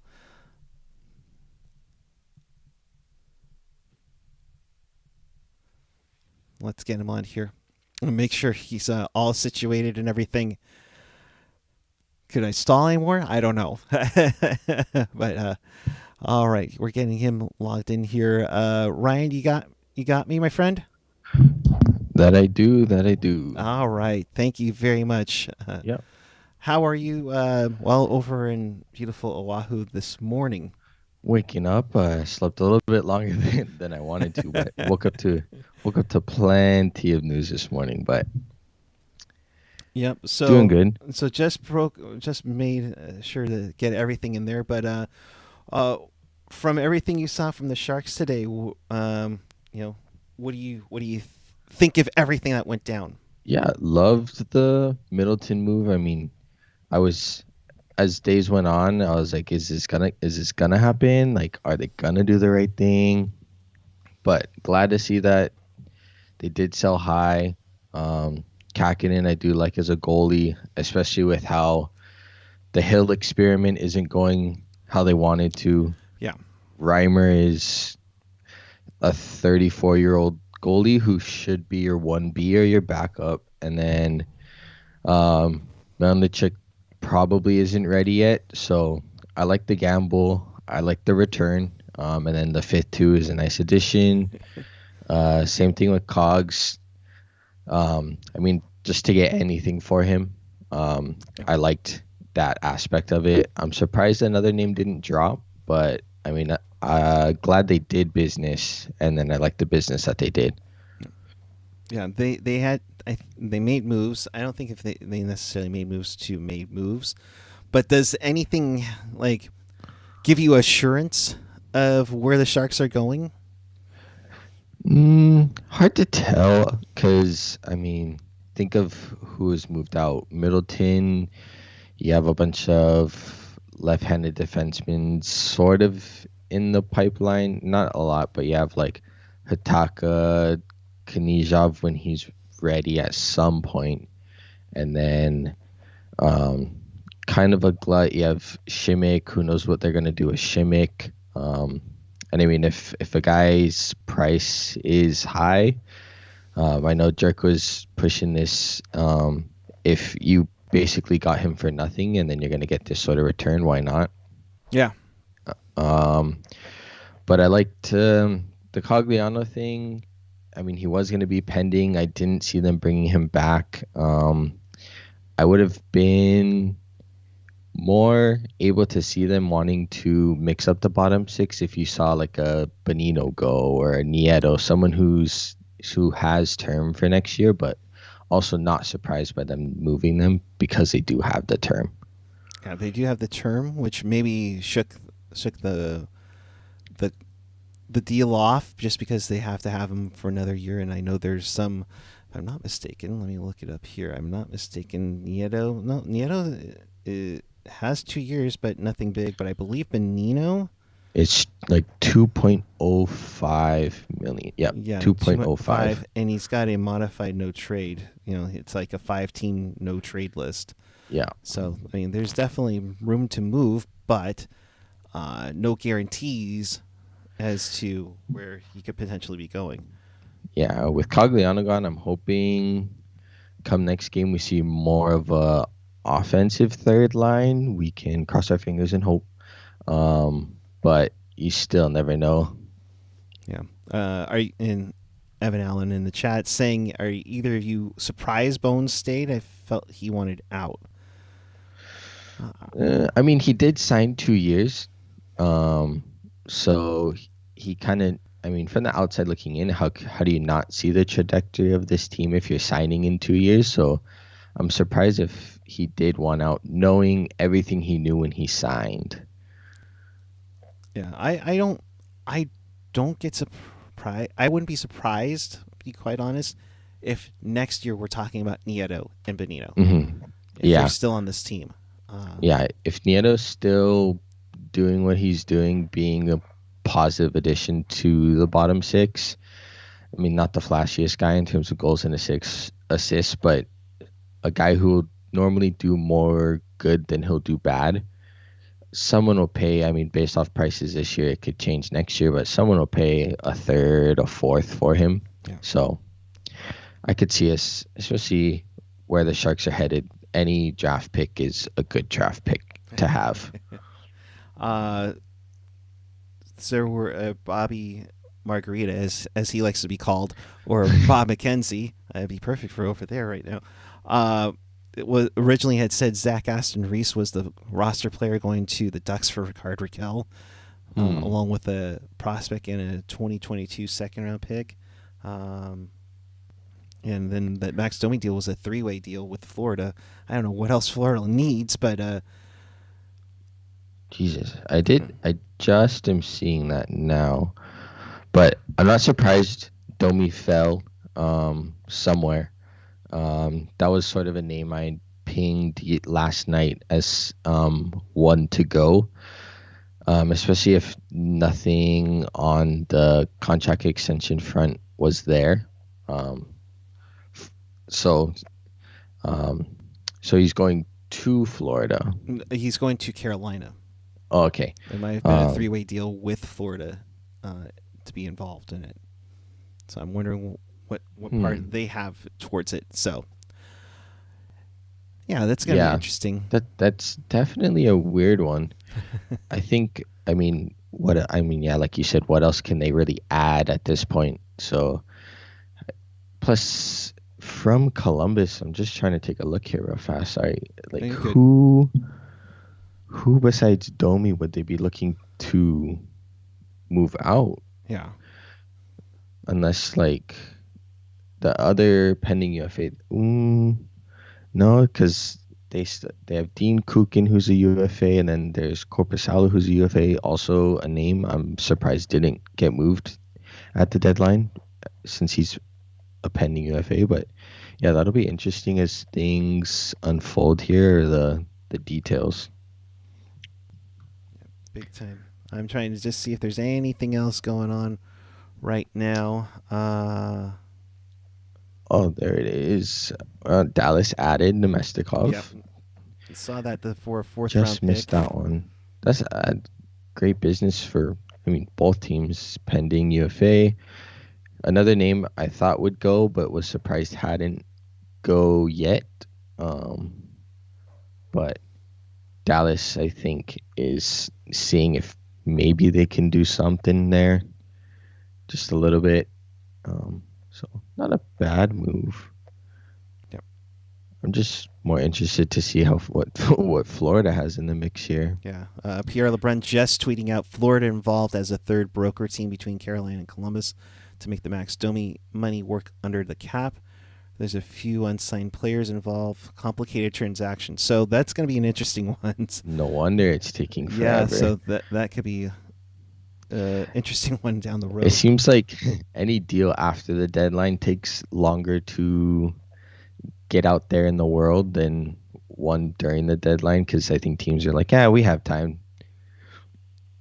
But I'm surprised that Florida is being used as a broker. So, if it looking at their cap situation, it does sound complicated. So, like I said, will be interesting to see how that one unfolds as we get along here. Yeah, that just seems all sorts of weirdness of all teams that needed to make moves, that Florida came into the day with just $198,000 of cap space. Hey, any cap space is cap space. So I wonder if there is a move that corresponds with that right now. So we shall see. But overall, do you believe? With what the Sharks did, you pick up a goaltender that's basically fills in for Hill. You get a couple of fifth rounders back. It's to me, it's business that needed to be done. Nothing too telling yet. I think if we saw like a LeBanc drop, that sort of trade, then it's like, okay, what are we doing here? But I think where the Sharks are at, I think those sort of moves are going to be more of an off-season sort of thing. So I look at the draft to be a prime spot for a LeBanc trade if they do decide that they want to move on from him. But I like that with Cogs gone, someone will get an opportunity, hopefully. So it's just a matter of who, unless we see a steady fourth line of VL, Blank, and Gadjevich, which, VL, don't get me wrong. I like Gadjevich has shown some things, but you got guys in the Barracuda who, I mean, it's this late in the season, unless they really think they're going to make the playoffs, like, just give someone a chance. Like, and I know he likes to play his hard ball, Bob, especially with Leonard. Leonard played, 2 games and then got the scratch? Yeah. So, I mean, if I'm a young guy looking at that, I'm like, do I want to go up? But I think it's needed to see what you have. Because I was listening a little bit earlier when Ian said with Blickfeld, it's sort of you got to figure out what you got there. So, right. I mean, I see that name as the first name to be a call up coming up here if they do have the space to do it. So we can only hope that they will, just to see what they have, especially since he is a pending RFA. You got to make a decision. What? Did something happen? Kekalainen, the GM for the Columbus Blue Jackets, says Domi trade call has been completed yet. Also says 33 trades are in the queue at Central Registry. Oh, jeez. Oh, boy. We might be here for a bit. Geez. All right. You didn't have to do anything today, right? Not quite yet. Maybe a little bit later. Let me let them know. There's a delay. Maybe not quite yet. All right. Somebody ordered DoorDash for us. Wow, right? that is a big number. 33 trades apparently are on hold at Central Registry. Wow. That's crazy. Because I was texting Jake here this morning, and I was like, I'm really surprised. Like right before I hit 10, I was like, it's really quiet. Like there's nothing. I was like, either there really isn't going to be anything, or everyone's just, I need to get this in before 12 Pacific, and there's the answer. So get ready. Make sure you're following your Twitter people, or just hang out with us, and we're about to find out what the heck is going on around the entire NHL. Trickle in here. Yeah, I mean, you hear that Max Domi trade. Now we're like, okay, let's see what else he got going on. All right? 33. I mean, shoot. Out of those 33, one has to be interesting. Yeah. They can't all just be AHLers for AHLers, but we can hope here. So there is still one. We hear there's one more small trade. The Sharks haven't said anything about the Boteto for Merkley deal yet, and a lot of the insiders are very quiet right now, and I'm seeing what else is going on here. Yeah. Backlog at headquarters. It's what Curtis Michelle said. Because the Joe Wills press conference was to be at what? It was supposed to be around noon.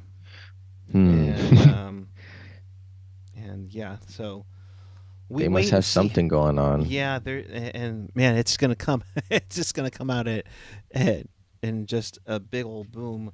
It seems like. So we'll stay on with you until this happens.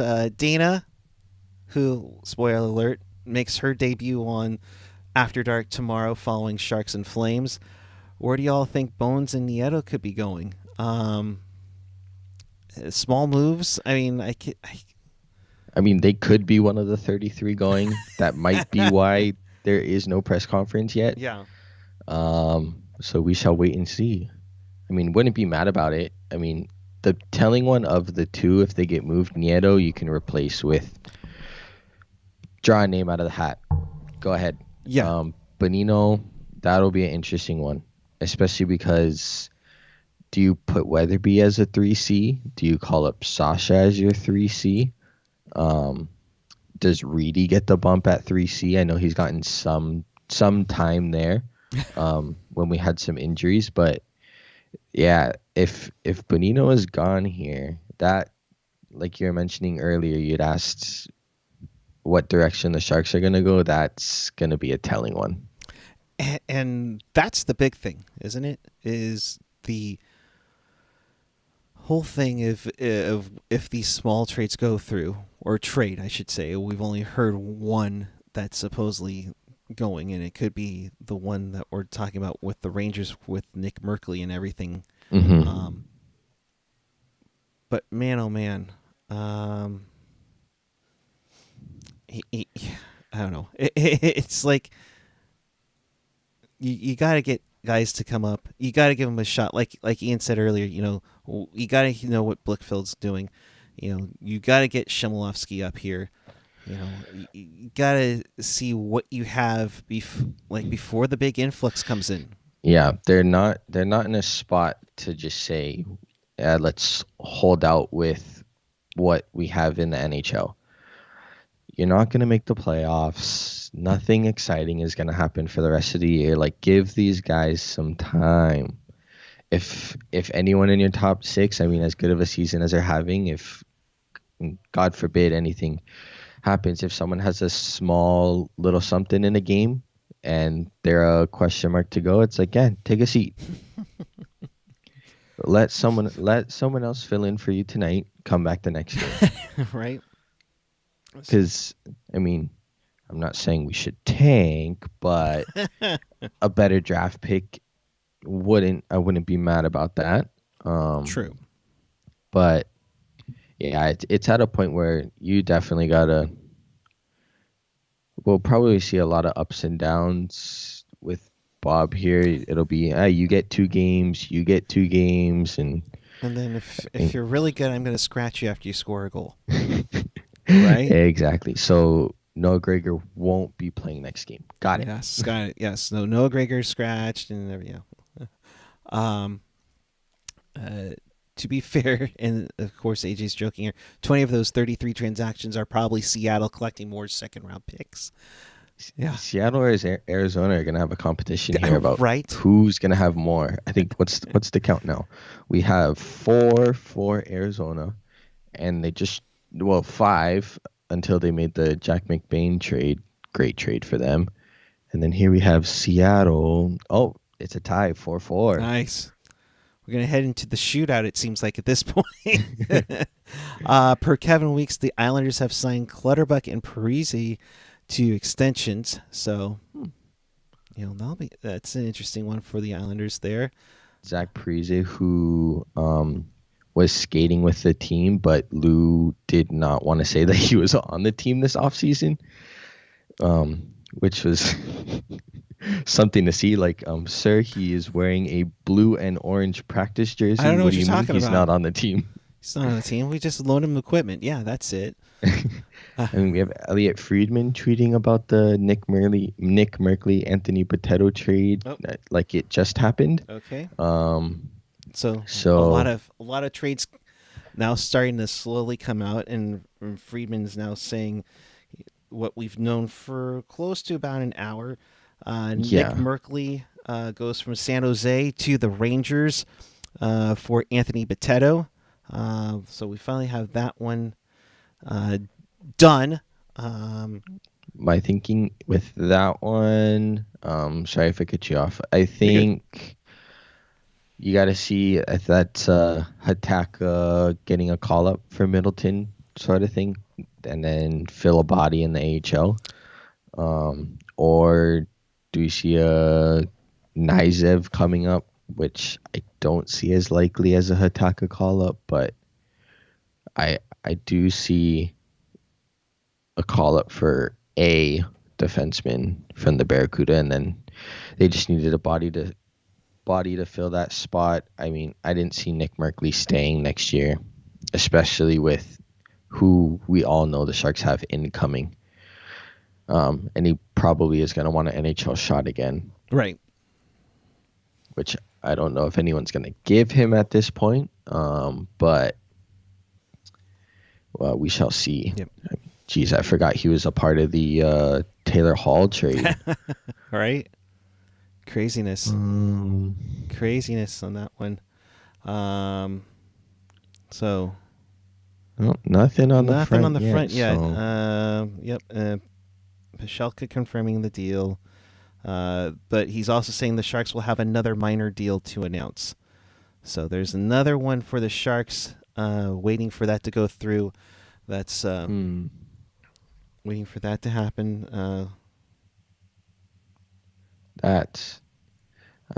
Just trying to think of who would be on the move. Yeah. Does he consider a Nieto trade a minor trade? Or is it do we see a Gadjevich trade here, or Gadjevich, Ryan Dzingel? Yeah, there's another one, Dzingel, who the Sharks snatched from the waiver wire from Toronto. Oh boy. Yeah. And considering that a minor deal involves Barabanov, it's possible to see it too. So hopefully not. Yeah, hopefully not. I think we'd hear. Yeah, and as I say that in the DMs with Jerk, he's saying Barabanov extension. Come on, announce it. Just announce it already. Come on. Yeah. Geez, it's if it goes on any longer than I say tomorrow, things are my 100% confidence will start to lessen. How do you not sign? His agent has said he wants to be there. He's playing great. This is the Barabanov that Toronto wanted him to be. Right. At $3 million, do I hate it? No. 3.5. I think if he touches 4, that's a bit much based on. As much as I love the guy, his stats aren't really telling for a 4 million year, 4 million AAV type of player, unless more goals hit the back of the net. But showing lots of flashes this year, which you gotta like. Great chemistry with Hurdle, so we shall see. We shall see indeed. So we're waiting for things to finally go through. We can now confirm the Boteto Nick Merkley deal with the Rangers. So there's that. There's one more deal according to Curtis Pashelka as to what's going down. Apparently the Colorado Avalanche Twitter is throwing shade. We're also fully cap compliant without needing LTIR. Which Dana says being cap compliant is so 2019. Ain't that the truth, right? Oh, man. I'm surprised we haven't seen more of cash considerations being traded. More of future considerations this year, I guess. Yeah, future considerations got moved from Nashville to Toronto as part of one deal. You're good for right now. I know you don't have a no trade. I thankfully have a limited no trade, although I hear AJ's trying to make a move with me, so we'll see how that goes. Flyers get a 2023 fourth rounder from Edmonton for Derek Brassard. I think there's also some salary retention there. There was interest in Jones, but the Flyers were concerned about his injury issues with the prospect goalies this season. So maybe Martin Jones doesn't go anywhere. Again, Edmonton making short-term moves when they need to make bigger moves and they need a goalie, but again, they don't do that. So Edmonton will get bumped in the first round again, folks. Nothing new here. Just move away. What would be the more here? I'll ask you this: if we're talking playoffs, what would be more disappointing, the Oilers or the Leafs missing the second round? I'd have to say, because Edmonton, they looked hot, and then they had that one streak of just not looking like themselves, and then they've clawed their way back to third. So, just based on how the season has gone, I'd say Toronto. They have such high expectations that offense is just crazy good that this group has been together too long for them not to make the second round. Like, if you look at Edmonton, you have McDavid and Draisaitl, but compared to what Toronto has, they have a little bit less.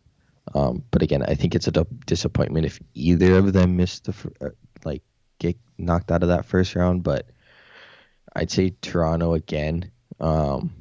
Just because I think if they don't miss it again, you gotta shake it up somehow. It's been too long with these contracts to run it back.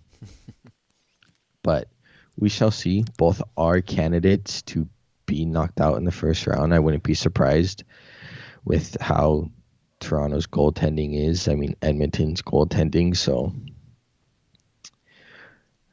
it'll be curious to see. Minnesota Wild Source says the plan as of now is to have Fleury back up Cam Talbot tonight. He's expected to be in the Twin Cities before 5. So Fleury is going to be, jumping right into backing up Cam Talbot for their game tonight in St. Paul. So it should be interesting. Can you do me a favor though, Ryan? Can you quickly text back Jerk? Okay. Yeah, sorry. I just saw that. Wondering why Ryan hasn't texted me back. Now I know why. I love seeing him in the rotation. Yes, absolutely. It's because we are in the process of making a trade, so homeboy wants to get it snappy. Oh boy.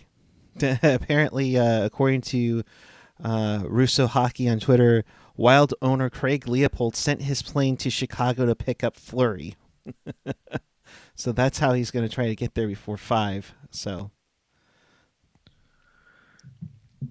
Okay. Yeah. I texted him back. All right. Good. He can stop being an old man. Stop complaining.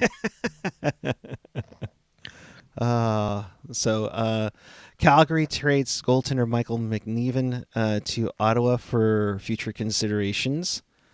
So another got traded again. Hate to see it. Yeah. Disappointing or no? You sound like you're familiar with him. Oh, the future considerations? Oh, yes. Oh, I thought you were talking McEwen. Oh, no. Oh, man. Matt Dynan. Fleury's pads go well with the Wild home jersey. Yep.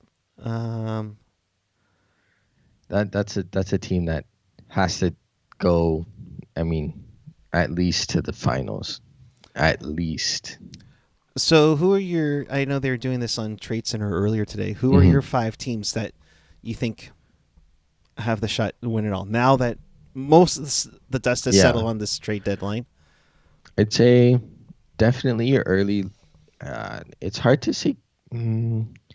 Obviously, your obvious ones are Florida and Tampa, and then Colorado. I'd throw Calgary in the mix with what they've done. Markstrom has looked great this year. I'd say my 5th team. Trying to take a look here. It's kind of a toss-up because it's hard to discount a Carolina, maybe a New York if Shesty can stand on his head a little bit longer for that team. But, based on how things are, I'd have to put Carolina in the mix just to have someone from the Metro in there. Yeah. So I'd say Carolina, Florida, Tampa, Colorado, and Calgary. Did you have a 5 or? For me, obviously Colorado, Calgary. Bit disappointed that Toronto's not on that list right now. So I do like what the Rangers have done. Of course, Tampa and Florida. So I think that's what they're saying. So. That second round matchup of, it's just that if Toronto's going to get a Florida or a Carolina, and that's just not going to be, or wait, they might luck out there. But unless Boston can get hot here and take over that 3rd Atlantic spot, no matter what, I think you have a tough matchup if you're if you're 3rd in the division in either division or any of the wild card spots. The whole thing in the East, I look at it. Yeah, Columbus is 13 points back, so I think it's safe to say that the East is set. But right now, and I can't do it like Rocket did, but if the playoffs were to start tomorrow, you'd have Florida versus the Capitals, Tampa Bay versus Toronto, so an inter-squad playoff series. Tampa, please, can you just change your jerseys? You're like a cross between the Leafs and the Red Wings, for God's I sakes. think there's that one graphic. I think Jerk had posted it on Twitter where it was like, it was like 3 different guys that they're showing up on the graphic from Toronto and Tampa. And I was like, would you believe if I told you these guys played for different teams? Right. Also, you get Carolina and Boston in round 1. That would be a good series. Ooh, that's a good series. And then Rangers and Pittsburgh, which, for the TV audience, for the TV execs, the one that you're just going to be drooling all over. I mean, they'd be like, can we do twice? So that one you'd have to see going to 7. No matter what. Sharks Twitter here officially announcing the Bitetto Merkley trade. Yep. So where's the other trade? Yeah, we're waiting on that now and see. And that's a straight on trade, no picks involved for that. For there being 33 trades in the pipeline, like we're not getting some spicy news over here. Right. There's a triggered alert. This is interesting. Chicago's general manager Kyle Davidson on Toronto GM Kyle Dubas calling him out on the leak of the Fleury Toronto discussions. I'm aware of his comments, and that's something I'll address in private with Kyle. So interesting there. So, Jerk, we've been wanting to. And Jerk, if you're bored, if you want to jump in on this, I'll make sure the camera's off and you can join in on the conversation. Especially if the Barabanov extension happens. So, yeah. Maybe that's the holdup for this press conference. Yeah, we're waiting on that. Man, and just thinking, if you're like the likes of things, if you're waiting and wondering, okay, come on, Joel, let's see. So there's that one. So there's supposedly one more deal the Sharks are in. Clutterbuck's extension for the Islanders is 2 years. Parise's is for 1. So we have that going on here as well. I just keep waiting to see anything else that goes down, but we'll slowly.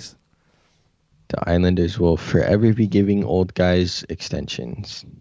From an old guy. Jeez. Clutterbuck, 34. Zach Parise, 37, getting...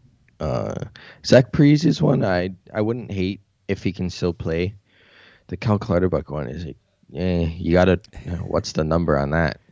If that number is anywhere above 3 million, yikes. Yeah, I'm not sure on that one. I mean, he's a good thumper for the playoffs, but yeah. You gotta make the playoffs. You gotta make the playoffs, indeed. And heck of a run for the Islanders too. It looks like they aren't gonna make it.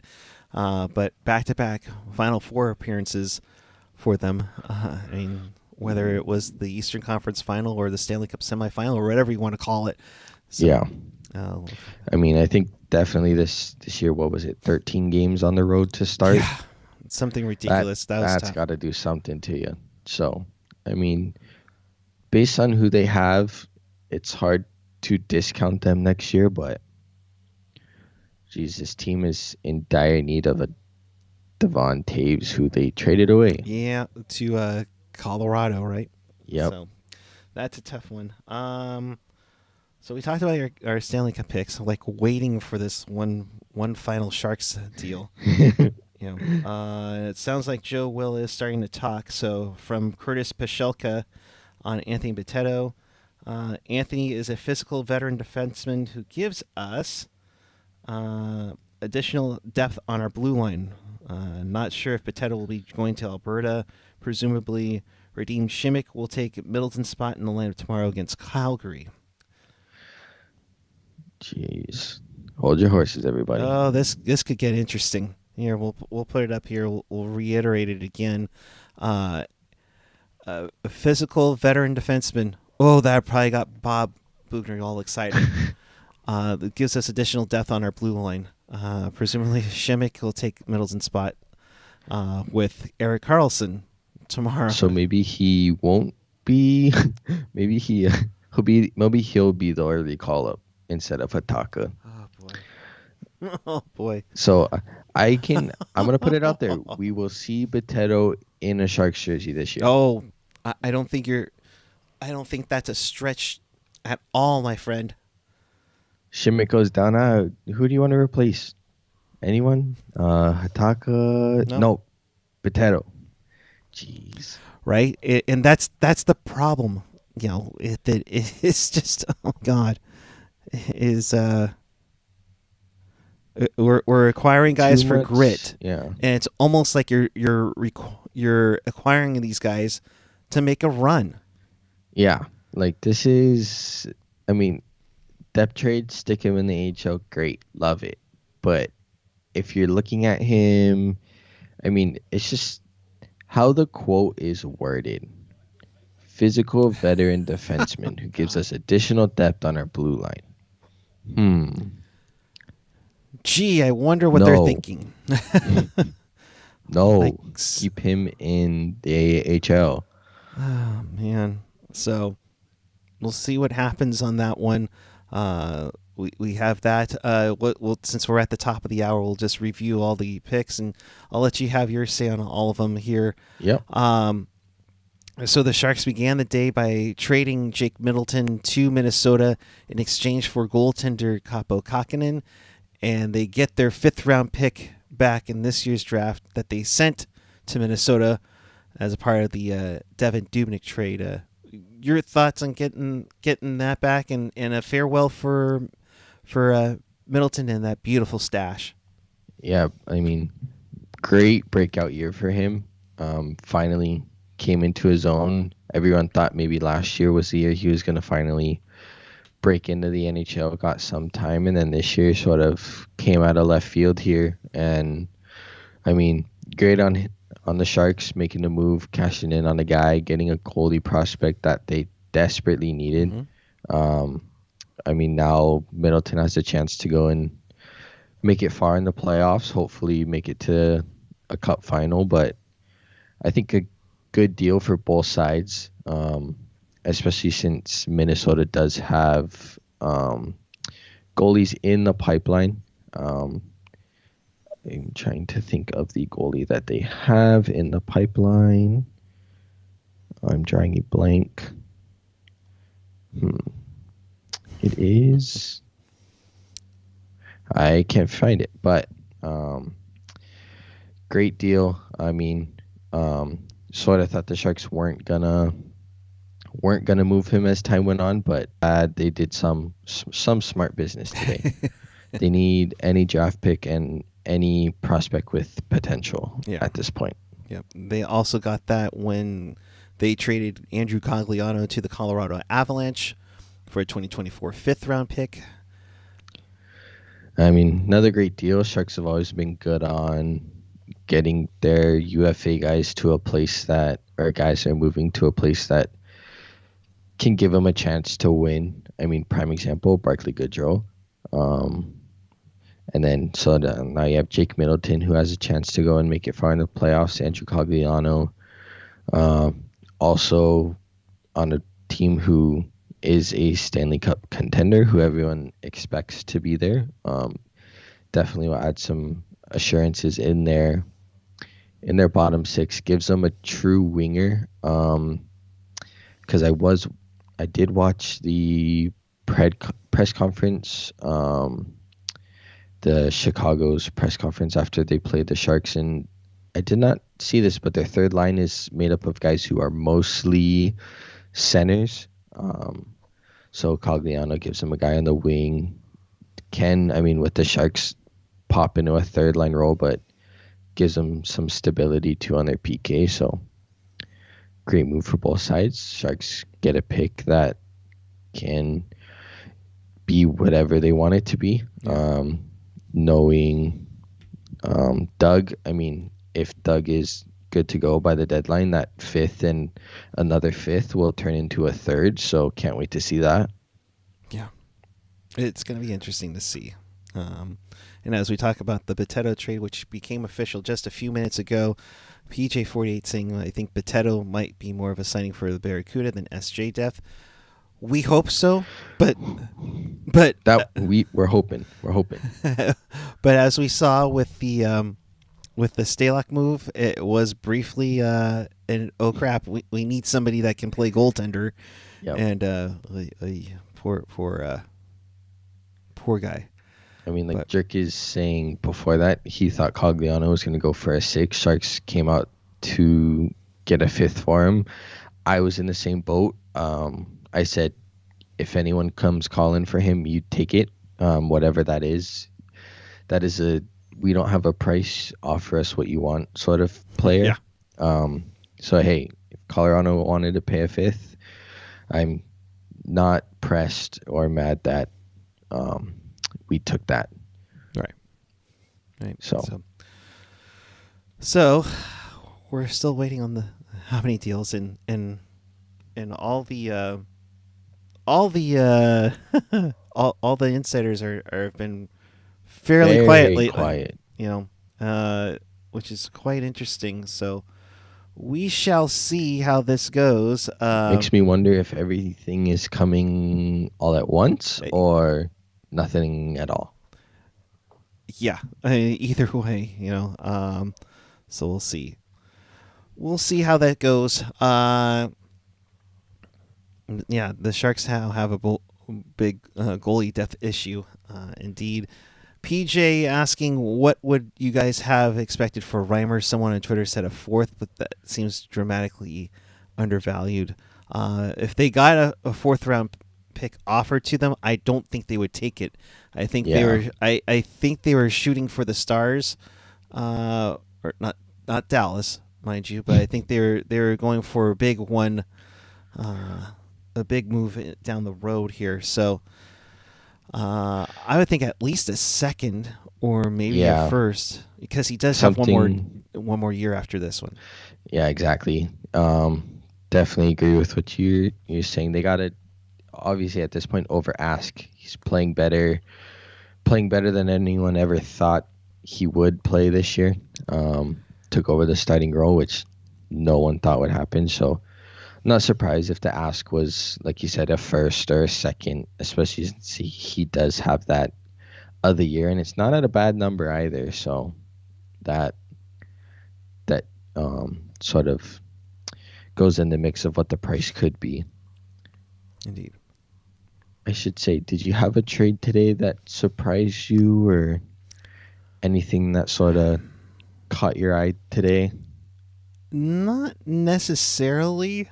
Not even the value for it. I think even I thought the Lindholm move earlier in the weekend with Boston and Anaheim, I thought that was a big one. I think that's why I think Sharks fans were hoping if Hertl wasn't going to re-sign with the team, that they would get that in return.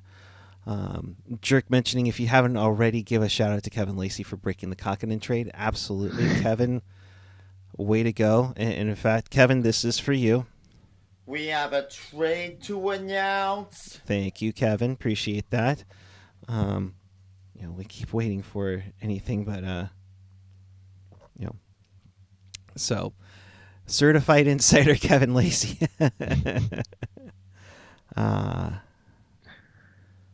Yeah. So again, we're kind of stalling, waiting for this last pick to come down as we're into our 3rd hour.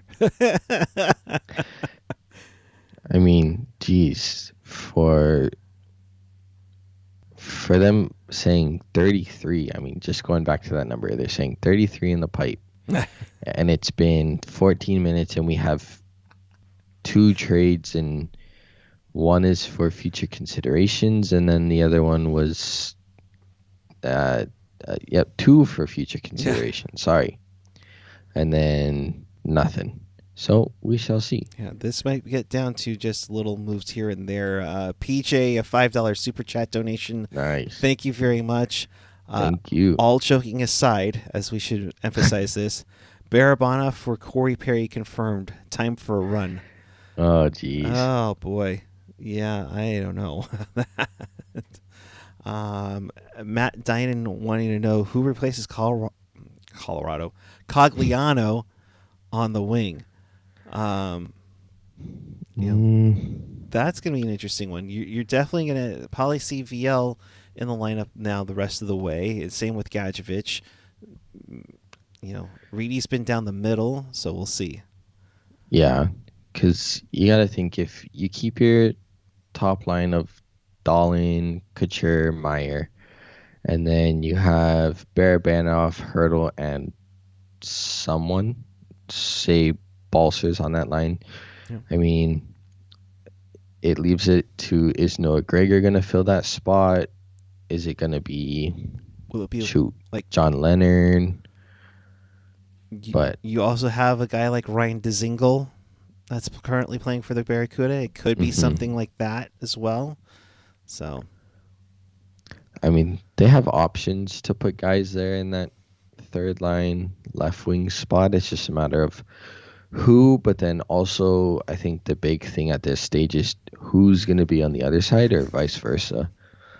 I mean, because if we're Bob, I think the hope that we would all do is Bonino in the middle of two young guys, be that Leonard and Gregor, Blichfeld and Gregor, whoever.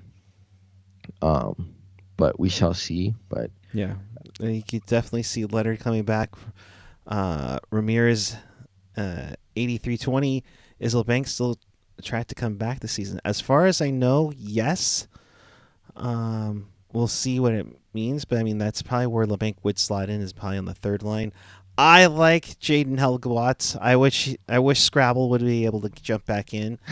But again, I think you need to find some tryout opportunities for these guys. You're not at a tragic number yet, so. I mean, the third line's a good spot to try guys out on. I wouldn't be mad if it's just a revolving door. You get a run of games, and then the next guy gets a run. So we shall see. I mean, Jerk here saying LeBanc, so also wouldn't be surprised by that. Yeah. So I think we're gonna go till about 1:30 Pacific, and then we're gonna cut this one off. So. And wait to see if this trade comes down. Of course, what's going to happen? You know what's going to happen, Ryan. 129. Right. I'm about to say keep it real, and then something comes down. So or you get that done, get it turned off. Yeah. We're chatting here. 10:31. Boom. Damn it! Come on. And it's the Sharks trade. Yeah, exactly. That's the Sharks trade. Turn it on. It'd be like, Jerk, your turn. Come on. Can't be that busy at work. Come on. Oh. Vegas is doing nice today. I'm sure it's nice outside for Las Vegas. Not as nice as Oahu, and it's supposedly gorgeous out in Concord. So we'll see. Oh, it is. I am beach bound after this. Oh, gotcha. Oh, whatever. Evan making a good point. Is Weatherby on the outside? The middle. I mean, Reedy has looked pretty good at that 4C. I think we tried the Weatherby thing. We all hoped he would be ready. We kind of saw that he wasn't fully ready. But I wouldn't be mad if he stays. It's not like he's not doing bad with the CUDA. So I would give him as much playing time as you can this year. Right. With whether that's, here we go. Cop conditions. Oh. Conditions are a second from Darren Drager. Conditions are a second that can turn into a first for winning 2 rounds in the playoffs, and Cop plays 50% of the games. And another second that can be Winnipeg option in 22 or 23.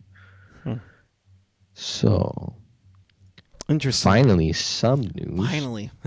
Wasn't trade news. Was that what was holding up Central Registry? Is that what's going on here? I mean, come on. Oh boy. So, oh man. All right. So we talked about Cup contenders. Who do you think is your MVP? Who do you think gets the Hart Trophy?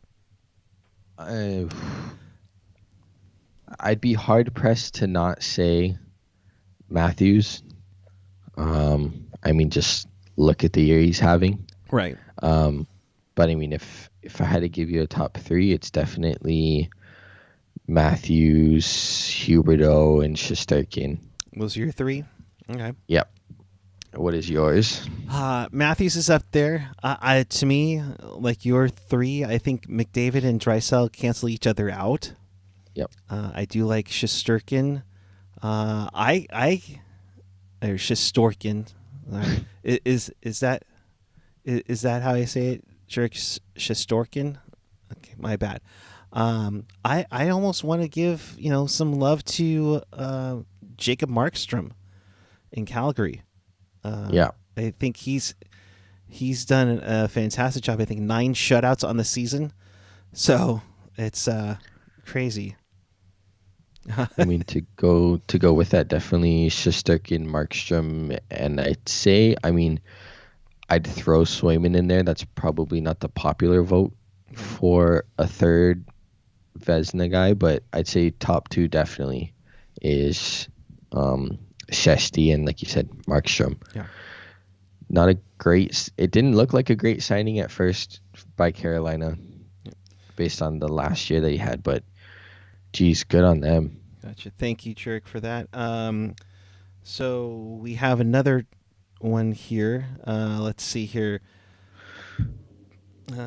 For the prospect to the Jets in the Cop trade is Morgan Barron. So there's that. Well, hopefully he'll get to play. Yep.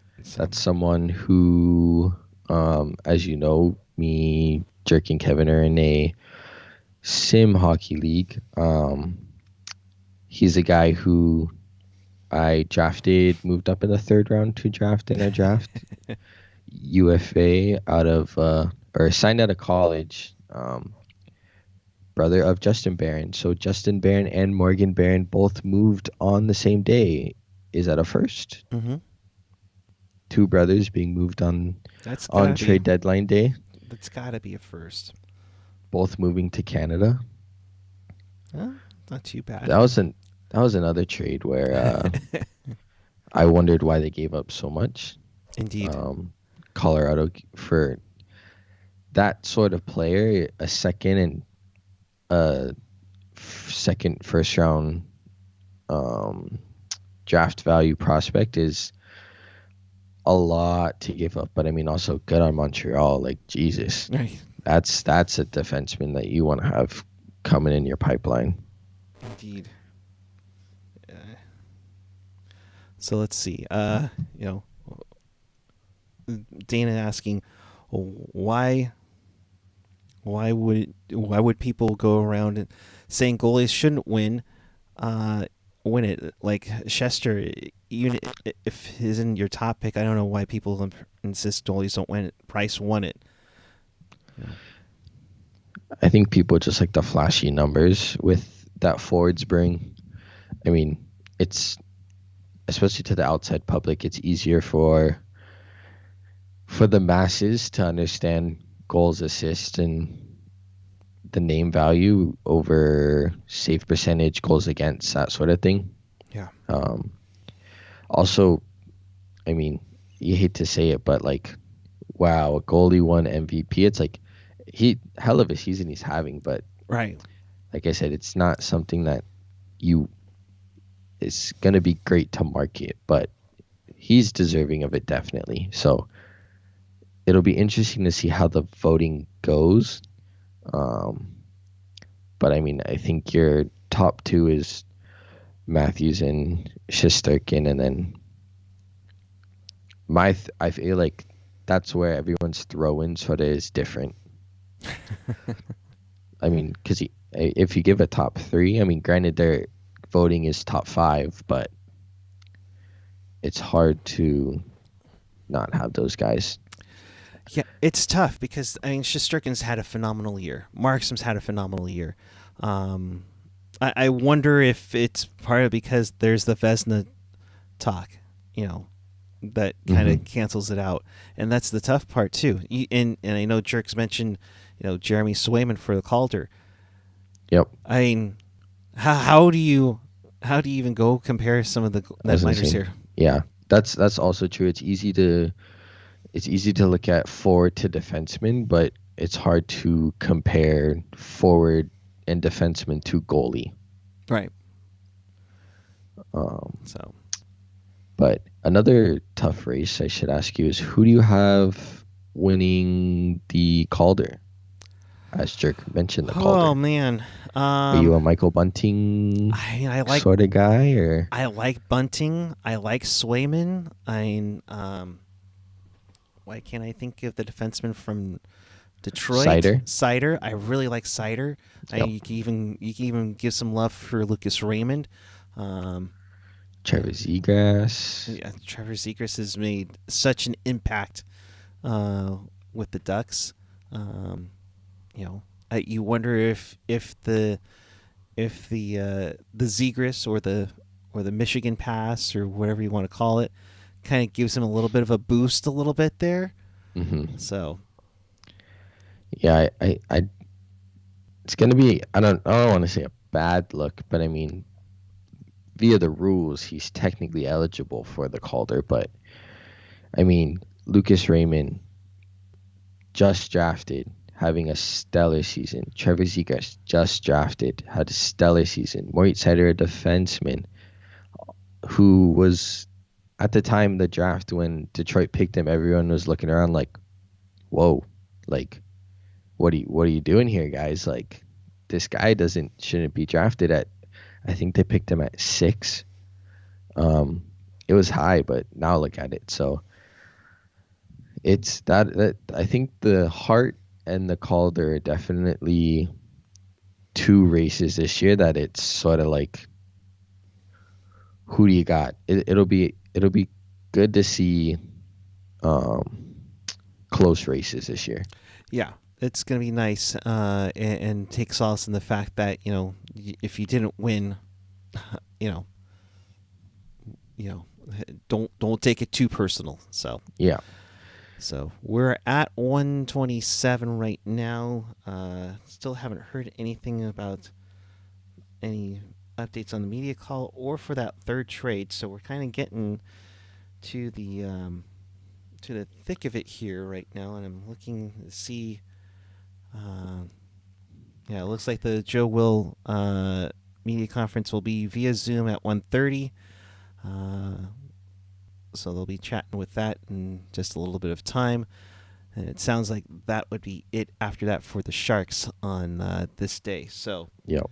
Waiting for one more trade to come down, but we're still waiting on that one to get.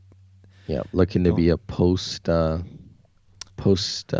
me 10:30 sort of announcement here for the Sharks trade, unless it doesn't go through. Yeah. Or it just didn't make it through. So yeah, we shall see. Dana mentioning here earlier a little bit, where would the Rangers be without Shesty? I'd say middle of the pack sort of team. Yeah, I think they'd still be a playoff team, but I don't know. Fighting for a wild card spot. And Evan mentioning, Markstrom is kind of an afterthought because Calgary is really good, but Rangers outside of goaltending is really bad. I don't know about that. I mean, you can look at Kreider as being a heck of a player this year as well. I think the big sticking point to the season that Shesterkin is having is look at Georgiev's numbers and how he's doing. Some breaking news in principle for Anaheim and Vegas have agreed to a deal in principle that includes sending Evgeny Dadonov to the Ducks, which not surprised about. So you got to wonder if Vegas has another move in them, or if this is a move to help them in the offseason, because they were going to be in cap trouble. I mean, Dadonov only one more year at $5 million. I mean, Anaheim can work with that. That's not too bad. So, Dadonov traded to the Ducks, and that one they get some more cap space. Indeed, just so they can announce that they've acquired John Gibson in return, which would be so Vegas. That would be a trade, right? So. I mean, we had talked about it a little bit last night on Discord. But there's another winger, Anaheim. I mean, granted, Raquel's moving out, but with Dadanov coming in, like, does that push out someone else? Does he take Raquel's spot? That'll be an interesting thing to see with the team a little bit south of us. Gotcha. Jerk saying Dadanov at Anaheim, as I said almost an hour ago. Sad. Yeah. We know you get things right all the time. That's why he got the 14 Nothing is points. new. It's just in water is wet for Jerk. Yes, we know. But you know what, Jerk, we love you, but appreciate what you're doing. Oh yeah. If Comtois is going to Vegas, I will. Yeah, you won't be the disappointing one. That's for darn sure. Oh. Oh. Did we know it was a 2024 fifth round pick for Andrew Cogliano? Mm-hmm. Okay, I must have missed that. Yeah, it was the 2024 fifth round pick that was property of the Colorado Avalanche. So that deal just got announced. The Sharks just announced that one. Odd that the Sharks announced the Potato Merkley trade before the trade that was done before. Right? Way before that trade was finished. But you literally, what is it? A half an hour after the official announcement of two AHLers, you announce your trade that happened, say, 2 hours ago. Oh my gosh. So the current contract that the Seattle Kraken have is 31. And they have, let's see, 1, 5, 6, 9, 10, 11, 12. They have 12 picks in this year's draft. Jeez. They have 1, 4, 6, 9, 10, 12, 13 picks in the 2023 draft. And 1, 2, 4, 5, 6, 7, 9 picks in the 2024 draft. So 12, 13, 9 is what I said. Mm-hmm. So they have they have more draft picks than they have players right now. They're under contract. So them and Arizona are two teams who I'm really interested in watching what they're going to do here in the next couple of years with how many picks they're bringing in here.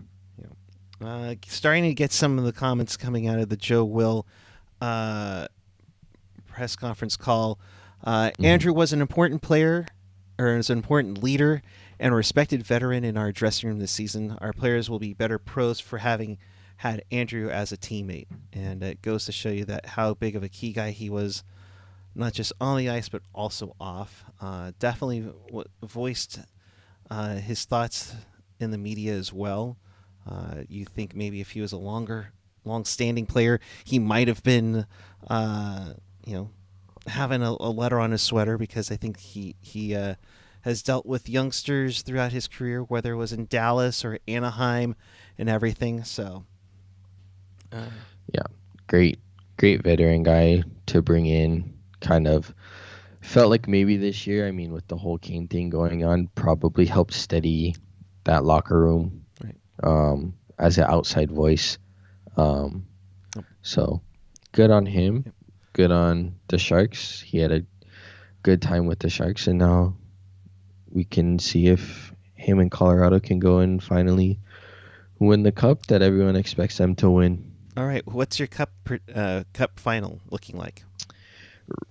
Right now, I'd be going against my morals if I didn't go with Colorado and Florida. I think those two teams are just too good to not be my early predictions. So, I mean, you have your outside guys, but if I had to say two, Colorado and Florida for sure. All right, and then who's your dark horse pick? So you know how AJ and Jerk have LA and Vancouver, respectively. Mm-hmm. Who do you think could sneak in and steal that spot from one of your two finalists? I mean, the obvious name is Tampa instead of Florida, but we're not going to go boring. Boring is boring. I'd say, honestly, if I had to pick a team and my dark horse, if he stands on his head some more, I'm going to say New York. Okay. I like the competition for them. Hopefully, I mean, Georgiev had a great game the other night. 40 plus save shutout. So if I had to just choose one team, the dark horse, I'd say New York from the East. From the West, I would have to. Man, I'd have to say Minnesota. Now that they have Fleury and of course Jake Middleton, which rude for not sending the private plane to get Jake Middleton. I mean, Fleury could have driven. Rude.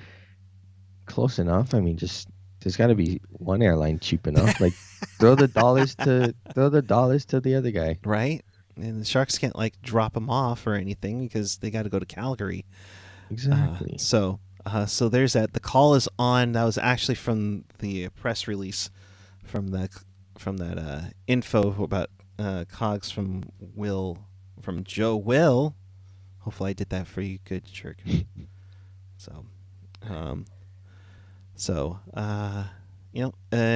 For me, at the beginning of the year, I said Colorado, Toronto.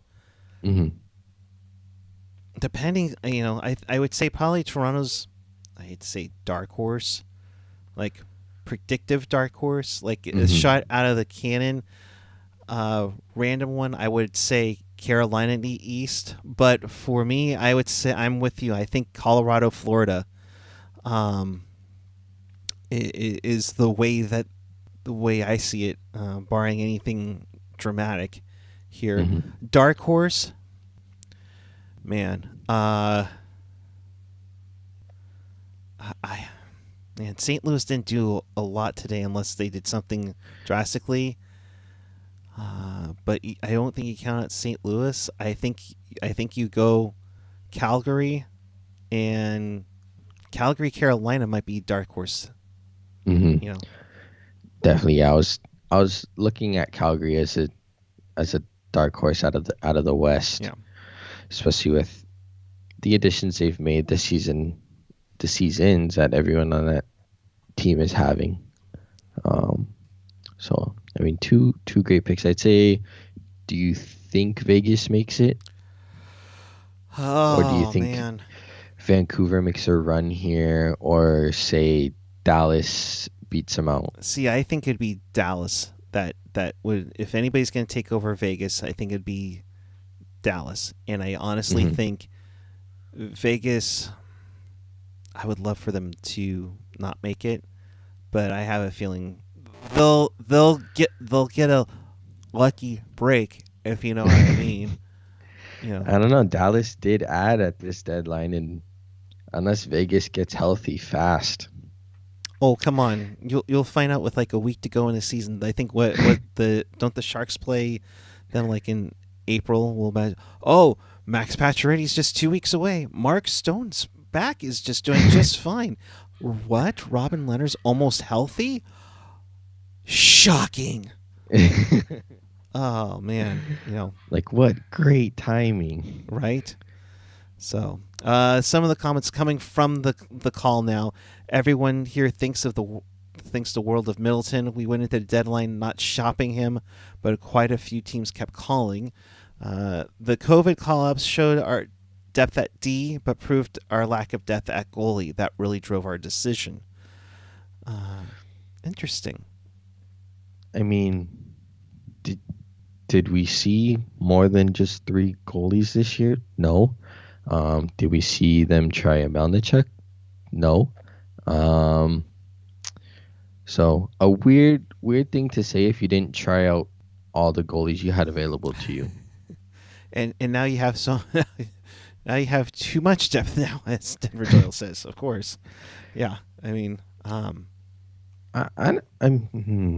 don't know. I would have to.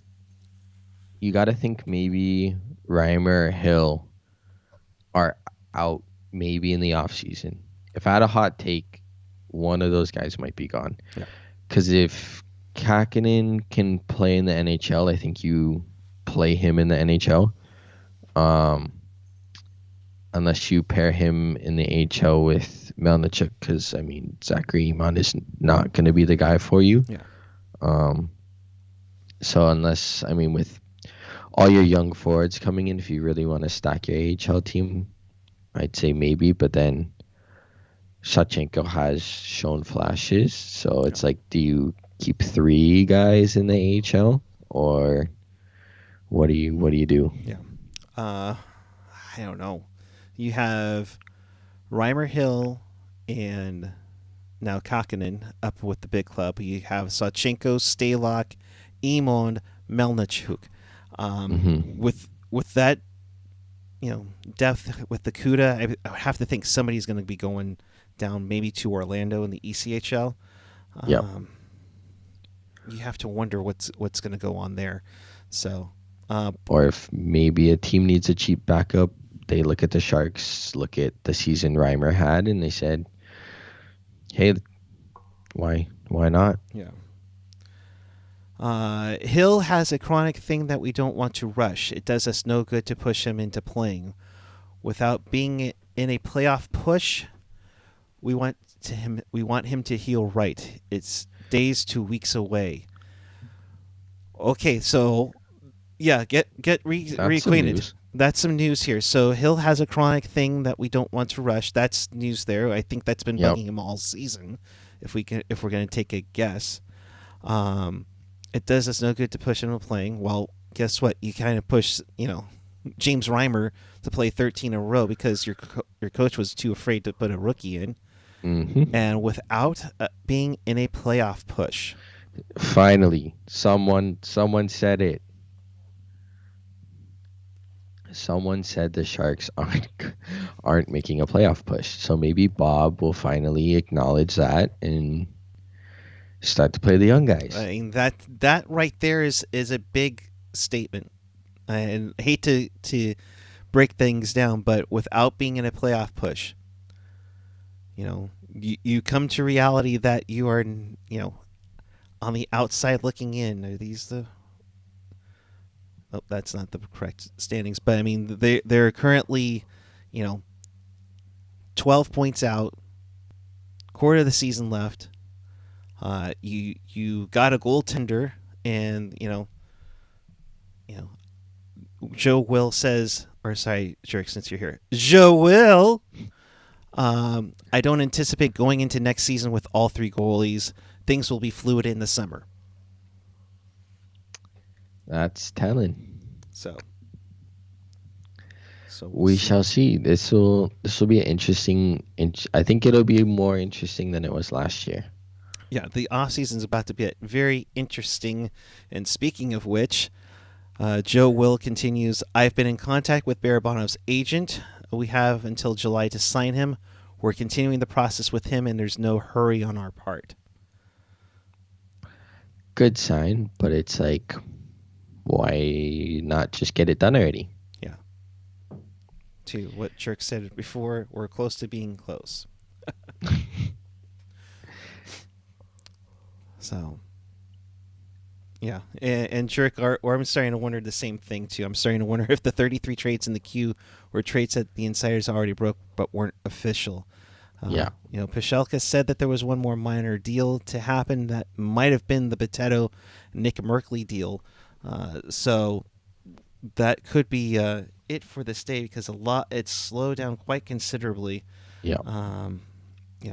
But teams called a lot about our players. Middleton was the most serious. Others were kicking tires. So we'll see. Jerk is very, he wants this deal to get done. The interest is mutual between the Sharks and Barbie. Should take one phone call. I think you got to go assert some dominance, go stomp in there. You know where the office is located. Right. So, all right. So I think it's best that we can wrap this one up now. I think we know what's going on here. So let's reiterate again. The Sharks, we'll go in reverse order of how this all happened. The Sharks acquire Anthony Bitetto from the Rangers for forward Mick Merkley. It's probably a minor league deal, let's be honest here, but we'll see. The Sharks also acquired a 2024 fifth-round pick from the Colorado Avalanche for Andrew Cogliano, so Cogs is on his way to Denver. And then earlier today, the Sharks acquired goaltender Kaapo Kahkonen and a 2022 fifth-round pick from Minnesota, which was theirs in the Devin Dubnyk trade of last year, in exchange for Jake Middleton. Also of note, of course, Justin Braun, former Shark Justin Braun, longtime Pickles partner, goes from Philly to the Rangers. So that's your update to everything that's happened on the Teal side. If you want to see this again and relive, the last 2 hours and 45 minutes, check us out on tealtownusa.com or your favorite podcatcher app with Apple Podcasts, Google Podcasts. Smash that subscribe button on YouTube. Please, I'd be appreciative for doing this for almost 3 hours. I thank you. SoundCloud, Spotify, TuneIn, iHeartRadio, and of course, always available at tealtownusa.com. In your sim league, Jerk wants you to accept his trade. That sounds like he can relax. I just checked like 2 minutes ago. It wasn't there. Okay. So there. Are you happy now? Are you happy now, sir? So, a couple more comments before we get out of here.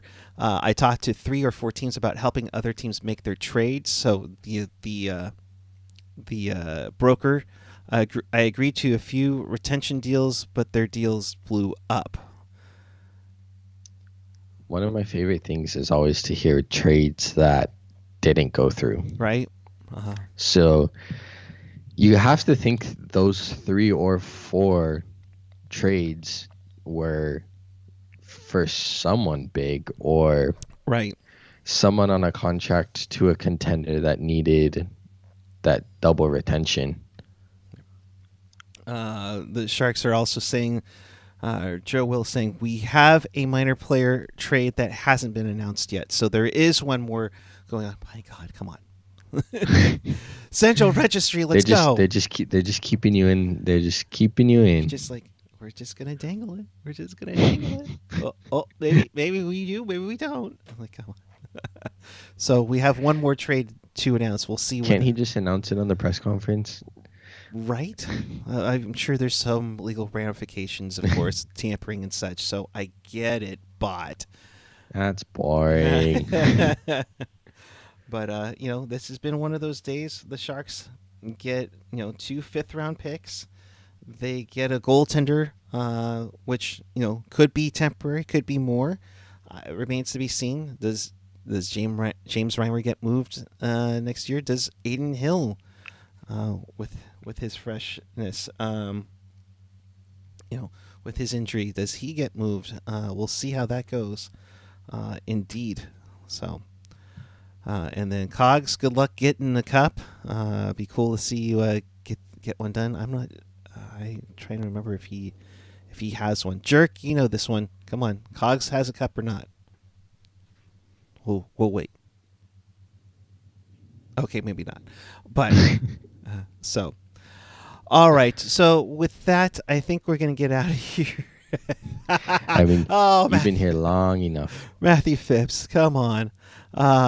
Please be Lane Peterson. Come on. Why? He's actually doing good where he belongs, in the AHL. Precisely. Indeed. He does not have a cup. He does not have a cup. So he does not. Cogs going for it. Wish him well. Okay, I'll ask you one more question. Which former Shark would you like to see hoist the cup this year? Ooh. Because you said Colorado, Florida, right? Mm-hmm. So it could be Cagliano versus Joe Thornton. I mean, I'll make Jerk mad here and say Joe Thornton. I mean, that's just the likely answer. I mean, the guy's doing it so long. I mean, like, he needs something. Give him something at least. But no, yeah, I'd have to say Thornton. Goodrow got his, so odd to think Gaudreau gets one before Thornton, but hey, things happen. Another interesting comment here. With defensive injuries and Middleton going out, Bitetto will come in if needed. Ryan Merkley is coming on this trip. Shimmick is activated. Yeah. So he will be playing in the NHL. Yeah, he's gonna guarantee you. After one game with Ryan Merkley, Bitetto will get a call up. I can almost sense it. Okay, some interesting news. What? I had just refreshed my Twitter, and looks like Aaron Portzline from The Athletic saying Columbus are paying half of Max Domi's remaining salary. Florida will pay another quarter of it, and then Carolina gets Domi. Oh. So odd that Very odd. Florida is a broker team. For a team that they could see in like the third round. You gotta wonder if there's extra going with that. Yeah. Whether that's, I mean, if I'm the Sharks, why aren't you in on that? Unless they didn't get the call. But like that's I mean, Jerk will say this enough. You have how much deadline cap space? 27, and this is a prime deal. We keep getting more news, so I don't want to go anywhere at this point. So Joe Will letting it out, letting the hair down, letting everything out. Dahlin had a CT scan. Of course, he took the puck to the head in yesterday's game over the Coyotes. I think we dodged the bullet. I don't think it'll be that long with him out. Nieto will not make the trip after taking that shot with McDermott, but is listed game to game. So there's that one. And the interesting one here, Kevin Labanc is just waiting on a medical sign-off. So the banker could be returning every now and then, so we'll see.